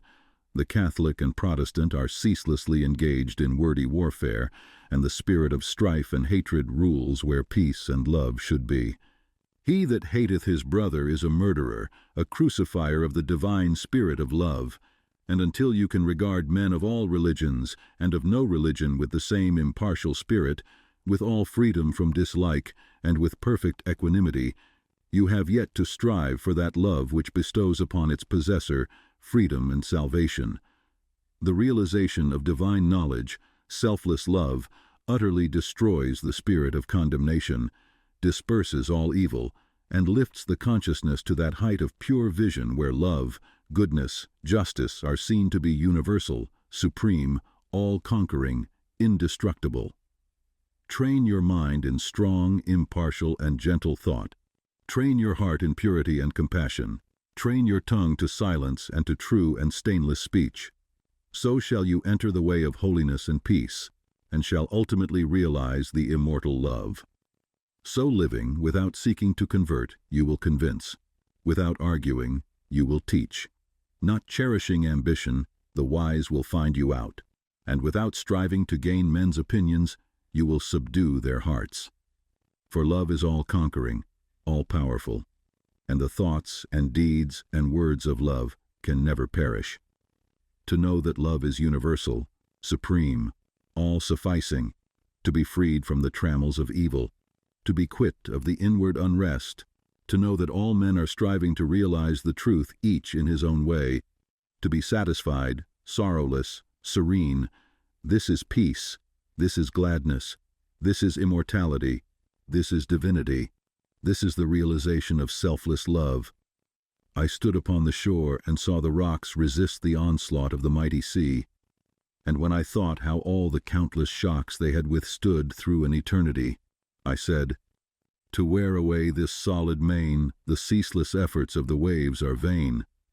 But when I thought how they the rocks had rent, and saw the sand and shingles at my feet, poor passive remnants of resistance spent, tumbled and tossed where they the waters meet, then saw I ancient landmarks neath the waves, and knew the waters held the stones their slaves. I saw the mighty work the waters wrought by patient softness and unceasing flow, how they the proudest promontory brought unto their feet, and mossy hills laid low, how the soft drops the adamantine wall conquered at last, and brought it to its fall. And then I knew that hard resisting sin should yield at last to love's soft ceaseless roll, coming and going, ever flowing in upon the proud rocks of the human soul, that all resistance should be spent and past, and every heart yield unto it at last. Entering into the infinite. From the beginning of time, man, in spite of his bodily appetites and desires, in the midst of all his clinging to earthly and impermanent things, has ever been intuitively conscious of the limited, transient, and illusionary nature of his material existence, and in his sane and silent moments has tried to reach out into a comprehension of the infinite, and has turned with tearful aspiration toward the restful reality of the eternal heart. Whilst vainly imagining that the pleasures of earth are real and satisfying, pain and sorrow continually remind him of their unreal and unsatisfying nature. Ever striving to believe that complete satisfaction is to be found in material things, he is conscious of an inward and persistent revolt against this belief, which revolt is at once a refutation of his essential mortality and an inherent and imperishable proof that only in the immortal, the eternal, the infinite, can he find abiding satisfaction and unbroken peace. And here is the common ground of faith, here the root and spring of all religion, here the soul of brotherhood and the heart of love. That man is essentially and spiritually divine and eternal, and that, immersed in mortality and troubled with unrest, he is ever striving to enter into a consciousness of his real nature. The spirit of man is inseparable from the infinite, and can be satisfied with nothing short of the infinite, and the burden of pain will continue to weigh upon man's heart, and the shadows of sorrow to darken his pathway until, ceasing from his wanderings in the dream world of matter, he comes back to his home in the reality of the eternal. As the smallest drop of water detached from the ocean contains all the qualities of the ocean, so man, detached in consciousness from the infinite, contains within him its likeness. And as the drop of water must, by the law of its nature, ultimately find its way back to the ocean and lose itself in its silent depths, so must man, by the unfailing law of his nature, at last return to his source and lose himself in the great ocean of the infinite. To re-become one with the infinite is the goal of man. To enter into perfect harmony with the eternal law is wisdom, love, and peace. But this divine state is, and must ever be, incomprehensible to the merely personal. Personality, separateness, selfishness are one and the same, and are the antithesis of wisdom and divinity. By the unqualified surrender of the personality, separateness and selfishness cease, and man enters into the possession of his divine heritage of immortality and infinity. Such surrender of the personality is regarded by the worldly and selfish mind as the most grievous of all calamities, the most irreparable loss. Yet it is the one supreme and incomparable blessing, the only real and lasting gain.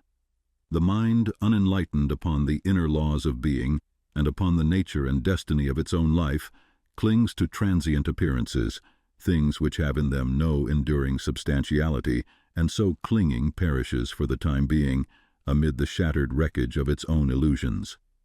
Men cling to and gratify the flesh as though it were going to last forever, and though they try to forget the nearness and inevitability of its dissolution, the dread of death and of the loss of all that they cling to clouds their happiest hours, and the chilling shadow of their own selfishness follows them like a remorseless spectre. And with the accumulation of temporal comforts and luxuries, the divinity within men is drugged, and they sink deeper and deeper into materiality, into the perishable life of the senses, and where there is sufficient intellect, theories concerning the immortality of the flesh come to be regarded as infallible truths. When a man's soul is clouded with selfishness in any or every form, he loses the power of spiritual discrimination and confuses the temporal with the eternal, the perishable with the permanent, mortality with immortality, and error with truth. It is thus that the world has come to be filled with theories and speculations having no foundation in human experience. Every body of flesh contains within itself, from the hour of birth, the elements of its own destruction, and by the unalterable law of its own nature, must it pass away. The perishable in the universe can never become permanent, The permanent can never pass away. The mortal can never become immortal. The immortal can never die. The temporal cannot become eternal, nor the eternal become temporal. Appearance can never become reality, nor reality fade into appearance. Error can never become truth, nor can truth become error. Man cannot immortalize the flesh, but by overcoming the flesh, by relinquishing all its inclinations, he can enter the region of immortality. God alone hath immortality, and only by realizing the God state of consciousness does man enter into immortality. All nature in its myriad forms of life is changeable, impermanent, unenduring. Only the informing principle of nature endures. Nature is many, and is marked by separation. The informing principle is one, and is marked by unity.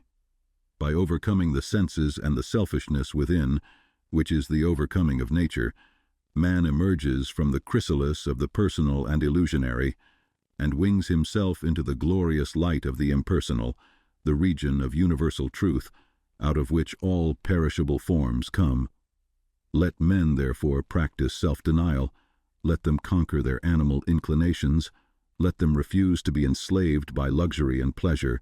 Let them practice virtue, and grow daily into higher and ever higher virtue, until at last they grow into the divine, and enter into both the practice and the comprehension of humility, meekness, forgiveness, compassion, and love, which practice and comprehension constitute divinity. Goodwill gives insight, and only he who has so conquered his personality that he has but one attitude of mind, that of goodwill toward all creatures, is possessed of divine insight, and is capable of distinguishing the true from the false. The supremely good man is therefore the wise man, the divine man, the enlightened seer, the knower of the eternal. Where you find unbroken gentleness, enduring patience, sublime lowliness, graciousness of speech, self-control, self-forgetfulness, and deep and abounding sympathy, look there for the highest wisdom, seek the company of such a one, for he has realized the divine, he lives with the eternal, he has become one with the infinite. Believe not him that is impatient, given to anger, boastful, who clings to pleasure and refuses to renounce his selfish gratifications, and who practices not goodwill and far-reaching compassion, for such a one hath not wisdom. Vain is all his knowledge, and his works and words will perish, for they are grounded on that which passes away. Let a man abandon self, let him overcome the world, let him deny the personal. By this pathway only can he enter into the heart of the infinite. The world, the body, the personality are mirages upon the desert of time, transitory dreams in the dark night of spiritual slumber, and those who have crossed the desert, those who are spiritually awakened, have alone comprehended the universal reality where all appearances are dispersed and dreaming and delusion are destroyed. There is one great law which exacts unconditional obedience, one unifying principle which is the basis of all diversity, one eternal truth wherein all the problems of earth pass away like shadows. To realize this law, this unity, this truth, is to enter into the infinite, is to become one with the eternal. To center one's life in the great law of love is to enter into rest, harmony, peace. To refrain from all participation in evil and discord, to cease from all resistance to evil and from the omission of that which is good, and to fall back upon unswerving obedience to the holy calm within, is to enter into the inmost heart of things, is to attain to a living, conscious experience of that eternal and infinite principle which must ever remain a hidden mystery to the merely perceptive intellect. Until this principle is realized, the soul is not established in peace, and he who so realizes is truly wise, not wise with the wisdom of the learned, but with the simplicity of a blameless heart and of a divine manhood. To enter into a realization of the infinite and eternal is to rise superior to time, and the world, and the body, which comprise the kingdom of darkness, and is to become established in immortality, heaven, and the spirit, which make up the empire of light. Entering into the infinite is not a mere theory or sentiment. It is a vital experience which is the result of assiduous practice in inward purification. When the body is no longer believed to be, even remotely, the real man, when all appetites and desires are thoroughly subdued and purified, when the emotions are rested and calm, and when the oscillation of the intellect ceases and perfect poise is secured, then, and not till then, does consciousness become one with the infinite. Not until then is childlike wisdom and profound peace secured. Men grow weary and gray over the dark problems of life, and finally pass away and leave them unsolved because they cannot see their way out of the darkness of the personality, being too much engrossed in its limitations. Seeking to save his personal life, man forfeits the greater impersonal life in truth. Clinging to the perishable, he is shut out from a knowledge of the eternal. By the surrender of self, all difficulties are overcome, and there is no error in the universe but the fire of inward sacrifice will burn it up like chaff. No problem, however great, but will disappear like a shadow under the searching light of self-abnegation. Problems exist only in our own self-created illusions, and they vanish away when self is yielded up. Self and error are synonymous. Error is involved in the darkness of unfathomable complexity, but eternal simplicity is the glory of truth. Love of self shuts men out from truth, and seeking their own personal happiness, they lose the deeper, purer, and more abiding bliss. Says Carlyle, "There is in man a higher than love of happiness. He can do without happiness, and instead thereof find blessedness." Love not pleasure, love God. This is the everlasting ye, wherein all contradiction is solved, wherein whoso walks and works, it is well with him. He who has yielded up that self, that personality that men most love, and to which they cling with such fierce tenacity, has left behind him all perplexity, and has entered into a simplicity so profoundly simple as to be looked upon by the world, involved as it is in a network of error, as foolishness. Yet such a one has realized the highest wisdom and is at rest in the infinite. He accomplishes without striving, and all problems melt before him, for he has entered the region of reality, and deals not with changing effects, but with the unchanging principles of things. He is enlightened with a wisdom which is as superior to ratiocination as reason is to animality. Having yielded up his lusts, his errors, his opinions and prejudices, he has entered into possession of the knowledge of God, having slain the selfish desire for heaven, and along with it the ignorant fear of hell. Having relinquished even the love of life itself, he has gained supreme bliss, and life eternal, the life which bridges life and death, and knows its own immortality. Having yielded up all without reservation, he has gained all, and rests in peace on the bosom of the infinite. Only he who has become so free from self as to be equally content to be annihilated as to live, or to live as to be annihilated, is fit to enter into the infinite. Only he who, ceasing to trust his perishable self, has learned to trust in boundless measure the great law, the supreme good, is prepared to partake of undying bliss. For such a one there is no more regret, nor disappointment, nor remorse, for where all selfishness has ceased, these sufferings cannot be. And whatever happens to him, he knows that it is for his own good, and he is content, being no longer the servant of self, but the servant of the Supreme. He is no longer affected by the changes of earth, and when he hears of wars and rumors of wars, his peace is not disturbed, and where men grow angry and cynical and quarrelsome, he bestows compassion and love. Though appearances may contradict it, he knows that the world is progressing, and that through its laughing and its weeping, through its living and its keeping, through its follies and its labors, weaving in and out of sight, to the end from the beginning, through all virtue and all sinning, reeled from God's great spool of progress, runs the golden thread of light.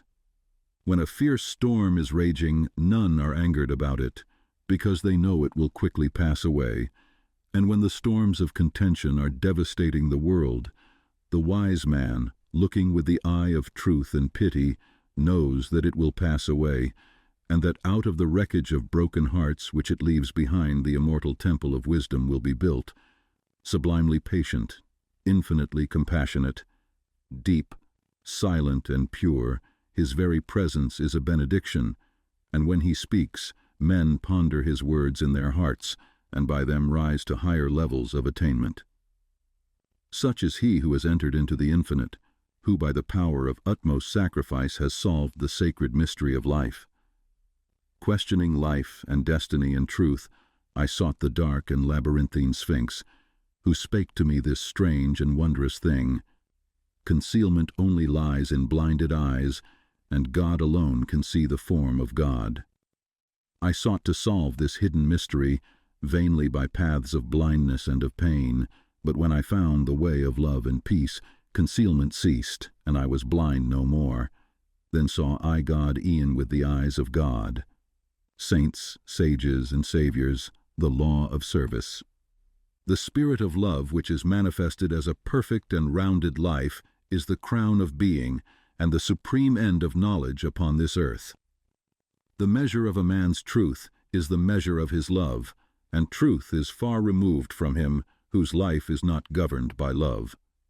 The intolerant and condemnatory, even though they profess the highest religion, have the smallest measure of truth, while those who exercise patience and who listen calmly and dispassionately to all sides, and both arrive themselves at, and incline others to, thoughtful and unbiased conclusions upon all problems and issues, have truth in fullest measure. The final test of wisdom is this: how does a man live? What spirit does he manifest? How does he act under trial and temptation? Many men boast of being in possession of truth who are continually swayed by grief, disappointment, and passion, and who sink under the first little trial that comes along. Truth is nothing if not unchangeable, and in so far as a man takes his stand upon truth, does he become steadfast in virtue, does he rise superior to his passions and emotions and changeable personality. Men formulate perishable dogmas and call them truth. Truth cannot be formulated, it is ineffable and ever beyond the reach of intellect. It can only be experienced by practice. It can only be manifested as a stainless heart and a perfect life. Who, then, in the midst of the ceaseless pandemonium of schools and creeds and parties, has the truth? He who lives it, he who practices it, he who, having risen above that pandemonium by overcoming himself, no longer engages in it but sits apart, quiet, subdued, calm, and self-possessed, freed from all strife, all bias, all condemnation, and bestows upon all the glad and unselfish love of the divinity within him. He who is patient, calm, gentle, and forgiving under all circumstances manifests the truth. Truth will never be proved by wordy arguments and learned treatises, for if men do not perceive the truth in infinite patience, undying forgiveness, and all-embracing compassion, no words can ever prove it to them. It is an easy matter for the passionate to be calm and patient when they are alone, or are in the midst of calmness. It is equally easy for the uncharitable to be gentle and kind when they are dealt kindly with, but he who retains his patience and calmness under all trial, who remains sublimely meek and gentle under the most trying circumstances, he, and he alone, is possessed of the spotless truth. And this is so because such lofty virtues belong to the divine, and can only be manifested by one who has attained to the highest wisdom, who has relinquished his passionate and self-seeking nature, who has realized the supreme and unchangeable law, and has brought himself into harmony with it. Let men, therefore, cease from vain and passionate arguments about truth, and let them think and say and do those things which make for harmony, peace, love, and goodwill. Let them practice heart virtue, and search humbly and diligently for the truth which frees the soul from all error and sin, from all that blights the human heart, and that darkens, as with unending night, the pathway of the wandering souls of earth. There is one great all-embracing law, which is the foundation and cause of the universe, the law of love. It has been called by many names in various countries and at various times, but behind all its names, the same unalterable law may be discovered by the eye of truth. Names, religions, personalities pass away, but the law of love remains. To become possessed of a knowledge of this law, to enter into conscious harmony with it, is to become immortal, invincible, indestructible. It is because of the effort of the soul to realize this law that men come again and again to live, to suffer, and to die. And when realized, suffering ceases, personality is dispersed, and the fleshly life and death are destroyed, for consciousness becomes one with the eternal.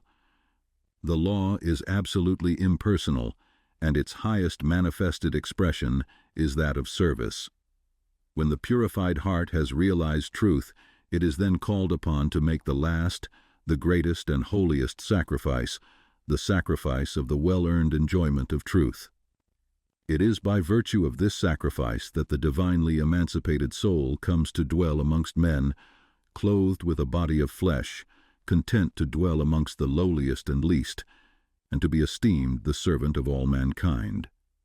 That sublime humility which is manifested by the world's saviors is the seal of Godhead, and he who has annihilated the personality and has become a living, visible manifestation of the impersonal, eternal, boundless spirit of love is alone singled out as worthy to receive the unstinted worship of posterity. He only who succeeds in humbling himself with that divine humility, which is not only the extinction of self, but is also the pouring out upon all the spirit of unselfish love, is exalted above measure and given spiritual dominion in the hearts of mankind. All the great spiritual teachers have denied themselves personal luxuries, comforts, and rewards, have abjured temporal power, and have lived and taught the limitless and impersonal truth. Compare their lives and teachings, and you will find the same simplicity, the same self-sacrifice, the same humility, love, and peace both lived and preached by them. They taught the same eternal principles, the realization of which destroys all evil. Those who have been hailed and worshipped as the saviors of mankind are manifestations of the great impersonal law, and being such, were free from passion and prejudice, and having no opinions, and no special letter of doctrine to preach and defend, they never sought to convert and to proselytize. Living in the highest goodness, the supreme perfection, their sole object was to uplift mankind by manifesting that goodness in thought, word, and deed. They stand between man the personal and God the impersonal, and serve as exemplary types for the salvation of self-enslaved mankind.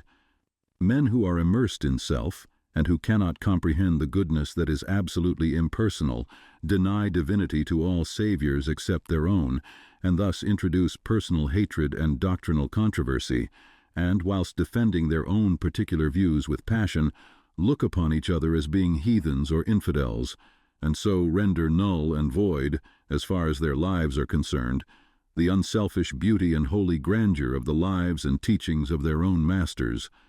Truth cannot be limited. It can never be the special prerogative of any man, school, or nation, and when personality steps in, truth is lost. The glory alike of the saint, the sage, and the Savior is this, that he has realized the most profound lowliness, the most sublime unselfishness. Having given up all, even his own personality, all his works are holy and enduring, for they are freed from every taint of self. He gives, yet never thinks of receiving. He works without regretting the past or anticipating the future, and never looks for reward. When the farmer has tilled and dressed his land and put in the seed, he knows that he has done all that he can possibly do, and that now he must trust to the elements and wait patiently for the course of time to bring about the harvest, and that no amount of expectancy on his part will affect the result. Even so, he who has realized truth goes forth as a sower of the seeds of goodness, purity, love, and peace, without expectancy, and never looking for results, knowing that there is the great overruling law which brings about its own harvest in due time, and which is alike the source of preservation and destruction. Men, not understanding the divine simplicity of a profound, unselfish heart, look upon their particular Savior as the manifestation of a special miracle, as being something entirely apart and distinct from the nature of things, and as being, in his ethical excellence, eternally unapproachable by the whole of mankind.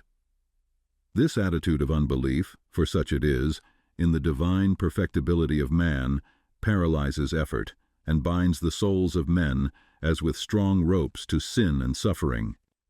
Jesus grew in wisdom and was perfected by suffering. What Jesus was, he became such. What Buddha was, he became such. And every holy man became such by unremitting perseverance in self-sacrifice. Once you recognize this, once you realize that, by watchful effort and hopeful perseverance, you can rise above your lower nature, and great and glorious will be the vistas of attainment that will open out before you. Buddha vowed that he would not relax his efforts until he arrived at the state of perfection, and he accomplished his purpose. What the saints, sages, and saviors have accomplished, you likewise may accomplish, if you will only tread the way which they trod and pointed out, the way of self-sacrifice, of self-denying service. Truth is very simple. It says, "Give up self, come unto me, away from all that defiles, and I will give you rest." All the mountains of commentary that have been piled upon it cannot hide it from the heart that is earnestly seeking for righteousness. It does not require learning. It can be known in spite of learning. Disguised under many forms by erring, self-seeking man, the beautiful simplicity and clear transparency of truth remains unaltered and undimmed, and the unselfish heart enters into and partakes of its shining radiance. Not by weaving complex theories, not by building up speculative philosophies is truth realized, but by weaving the web of inward purity, by building up the temple of a stainless life, is truth realized. He who enters upon this holy way begins by restraining his passions. This is virtue, and is the beginning of saintship, and saintship is the beginning of holiness. The entirely worldly man gratifies all his desires and practices no more restraint than the law of the land in which he lives demands. The virtuous man restrains his passions. The saint attacks the enemy of truth in its stronghold within his own heart, and restrains all selfish and impure thoughts, whilst the holy man is he who is free from passion and all impure thought, and to whom goodness and purity have become as natural as scent and color are to the flower. The holy man is divinely wise. He alone knows truth in its fullness, and has entered into abiding rest and peace. For him evil has ceased. It has disappeared in the universal light of the all-good. Holiness is the badge of wisdom, said Krishna to the Prince Arjuna. Humbleness, truthfulness and harmlessness, patience and honor, reverence for the wise, purity, constancy, control of self, contempt of sense delights, self-sacrifice, perception of the certitude of ill. In birth, death, age, disease, suffering, and sin, an ever tranquil heart in fortune's good and fortune's evil. Endeavors resolute to reach perception of the utmost soul, and grace to understand what gain it were, so to attain, this is true wisdom, Prince, and what is otherwise is ignorance. Whoever fights ceaselessly against his own selfishness and strives to supplant it with all-embracing love is a saint, whether he live in a cottage or in the midst of riches and influence, or whether he preaches or remains obscure. To the worldling, who is beginning to aspire toward higher things, the saint, such as a sweet Saint Francis of Assisi or a conquering Saint Anthony, is a glorious and inspiring spectacle. To the saint, an equally enrapturing sight is that of the sage, sitting serene and holy, the conqueror of sin and sorrow, no more tormented by regret and remorse, and whom even temptation can never reach. And yet even the sage is drawn on by a still more glorious vision, that of the Savior actively manifesting his knowledge in selfless works, and rendering his divinity more potent for good by sinking himself in the throbbing, sorrowing, aspiring heart of mankind. And this only is true service, to forget oneself in love toward all, to lose oneself in working for the whole. O thou vain and foolish man, who thinkest that thy many works can save thee, who, chained to all error, talkest loudly of thyself, thy work, and thy many sacrifices, and magnifiest thine own importance. Know this, that though thy fame fill the whole earth, all thy work shall come to dust, and thou thyself be reckoned lower than the least in the kingdom of truth. Only the work that is impersonal can live. The works of self are both powerless and perishable. Where duties, howsoever humble, are done without self-interest and with joyful sacrifice, there is true service and enduring work. Where deeds, however brilliant and apparently successful, are done from love of self, there is ignorance of the law of service, and the work perishes. It is given to the world to learn one great and divine lesson, the lesson of absolute unselfishness. The saints, sages, and saviors of all time are they who have submitted themselves to this task and have learned and lived it. All the scriptures of the world are framed to teach this one lesson. All the great teachers reiterate it. It is too simple for the world which, scorning it, stumbles along in the complex ways of selfishness. A pure heart is the end of all religion and the beginning of divinity. To search for this righteousness is to walk the way of truth and peace, and he who enters this way will soon perceive that immortality, which is independent of birth and death, and will realize that in the divine economy of the universe, the humblest effort is not lost. The divinity of a Krishna, a Gautama, or a Jesus is the crowning glory of self-abnegation, the end of the soul's pilgrimage in matter and mortality, and the world will not have finished its long journey until every soul has become as these and has entered into the blissful realization of its own divinity. Great glory crowns the heights of hope by arduous struggle won.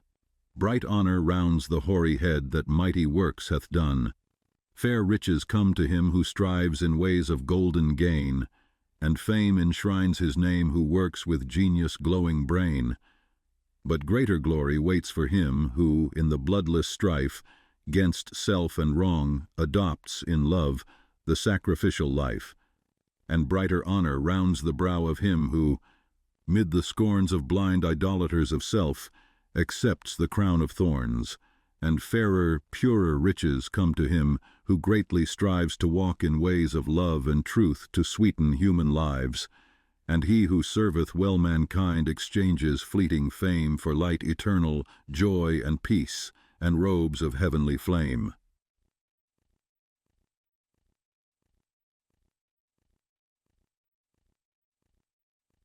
The realization of perfect peace. In the external universe there is ceaseless turmoil, change, and unrest. At the heart of all things there is undisturbed repose. In this deep silence dwelleth the eternal.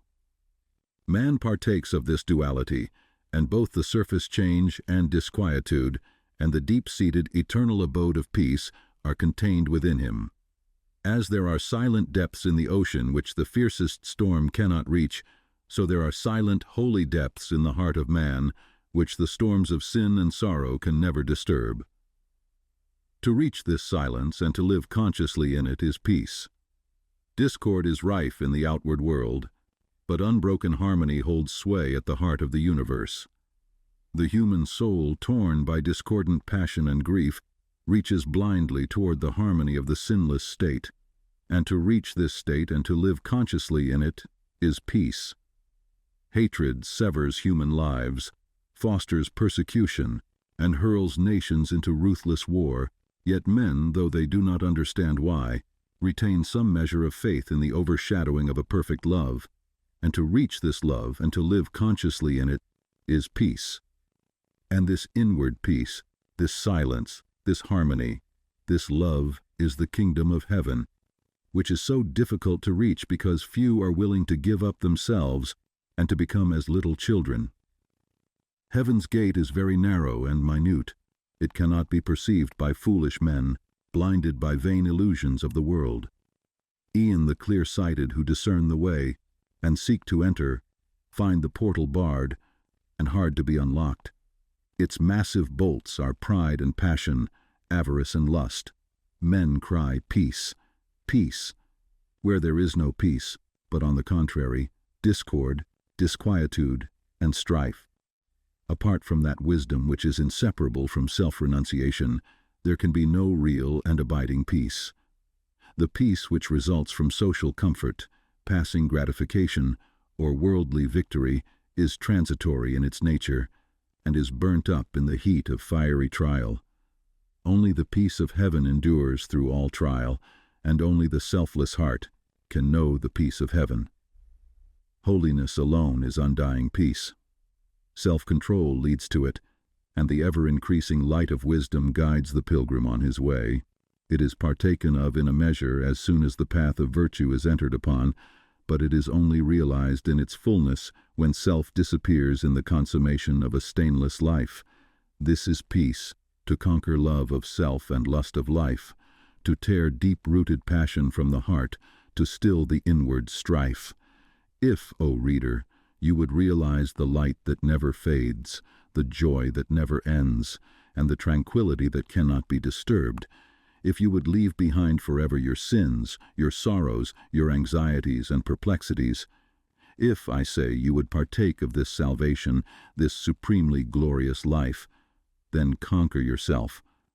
Bring every thought, every impulse, every desire into perfect obedience to the divine power resident within you.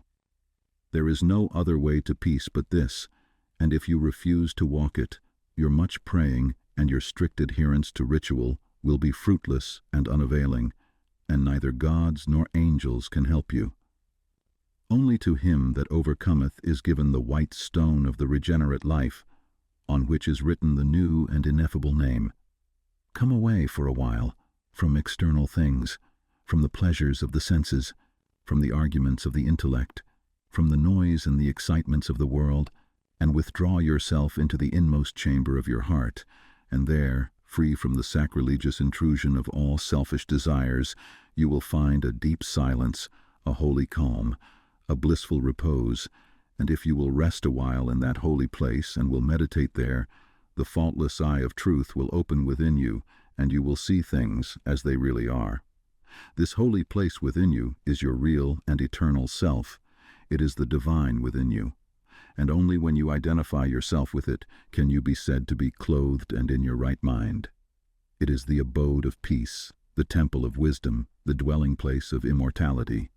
Apart from this inward resting place, this mount of vision, there can be no true peace, no knowledge of the divine, and if you can remain there for 1 minute, 1 hour, or 1 day, it is possible for you to remain there always. All your sins and sorrows, your fears and anxieties are your own, and you can cling to them or you can give them up. Of your own accord you cling to your unrest. Of your own accord you can come to abiding peace. No one else can give up sin for you. You must give it up yourself. The greatest teacher can do no more than walk the way of truth for himself and point it out to you. You yourself must walk it for yourself. You can obtain freedom and peace alone by your own efforts, by yielding up that which binds the soul and which is destructive of peace. The angels of divine peace and joy are always at hand, and if you do not see them, and hear them, and dwell with them, it is because you shut yourself out from them and prefer the company of the spirits of evil within you. You are what you will to be, what you wish to be, what you prefer to be. You can commence to purify yourself, and by so doing can arrive at peace. Or you can refuse to purify yourself, and so remain with suffering. Step aside then. Come out of the fret and the fever of life, away from the scorching heat of self, and enter the inward resting place where the cooling airs of peace will calm, renew, and restore you. Come out of the storms of sin and anguish. Why be troubled and tempest-tossed when the haven of peace is so near? Give up all self-seeking, give up self, and lo, the peace of God is yours. Subdue the animal within you, conquer every selfish uprising, every discordant voice, transmute the base metals of your selfish nature into the unalloyed gold of love, and you shall realize the life of perfect peace. Thus subduing, thus conquering, thus transmuting, you will, O reader, whilst living in the flesh, cross the dark waters of mortality, and will reach that shore upon which the storms of sorrow never beat, and where sin and suffering and dark uncertainty cannot come. Standing upon that shore, holy, compassionate, awakened, and self-possessed and glad with unending gladness, you will realize that, never the Spirit was born, the Spirit will cease to be never. Never was time, it was not. End and beginning are dreams. Birthless and deathless and changeless, remaineth the Spirit forever. Death hath not touched it at all, dead though the house of it seems. You will then know the meaning of sin, of sorrow, of suffering, and that the end thereof is wisdom, will know the cause and the issue of existence. And with this realization you will enter into rest, for this is the bliss of immortality, this the unchangeable gladness, this the untrammeled knowledge, undefiled wisdom and undying love. This, and this only, is the realization of perfect peace. O thou who wouldst teach men of truth, hast thou passed through the desert of doubt? Art thou purged by the fires of sorrow? Hath truth the fiends of opinion cast out of thy human heart? Is thy soul so fair that no false thought can ever harbor there? O thou who wouldst teach men of love, hast thou passed through the place of despair? Hast thou wept through the dark night of grief? Does it move, now freed from its sorrow and care, thy human heart to pitying gentleness, looking on wrong and hate and ceaseless stress? O thou who wouldst teach men of peace, hast thou crossed the wide ocean of strife? Hast thou found on the shores of the silence release from all the wild unrest of life? From thy human heart hath all striving gone, leaving but truth and love and peace alone?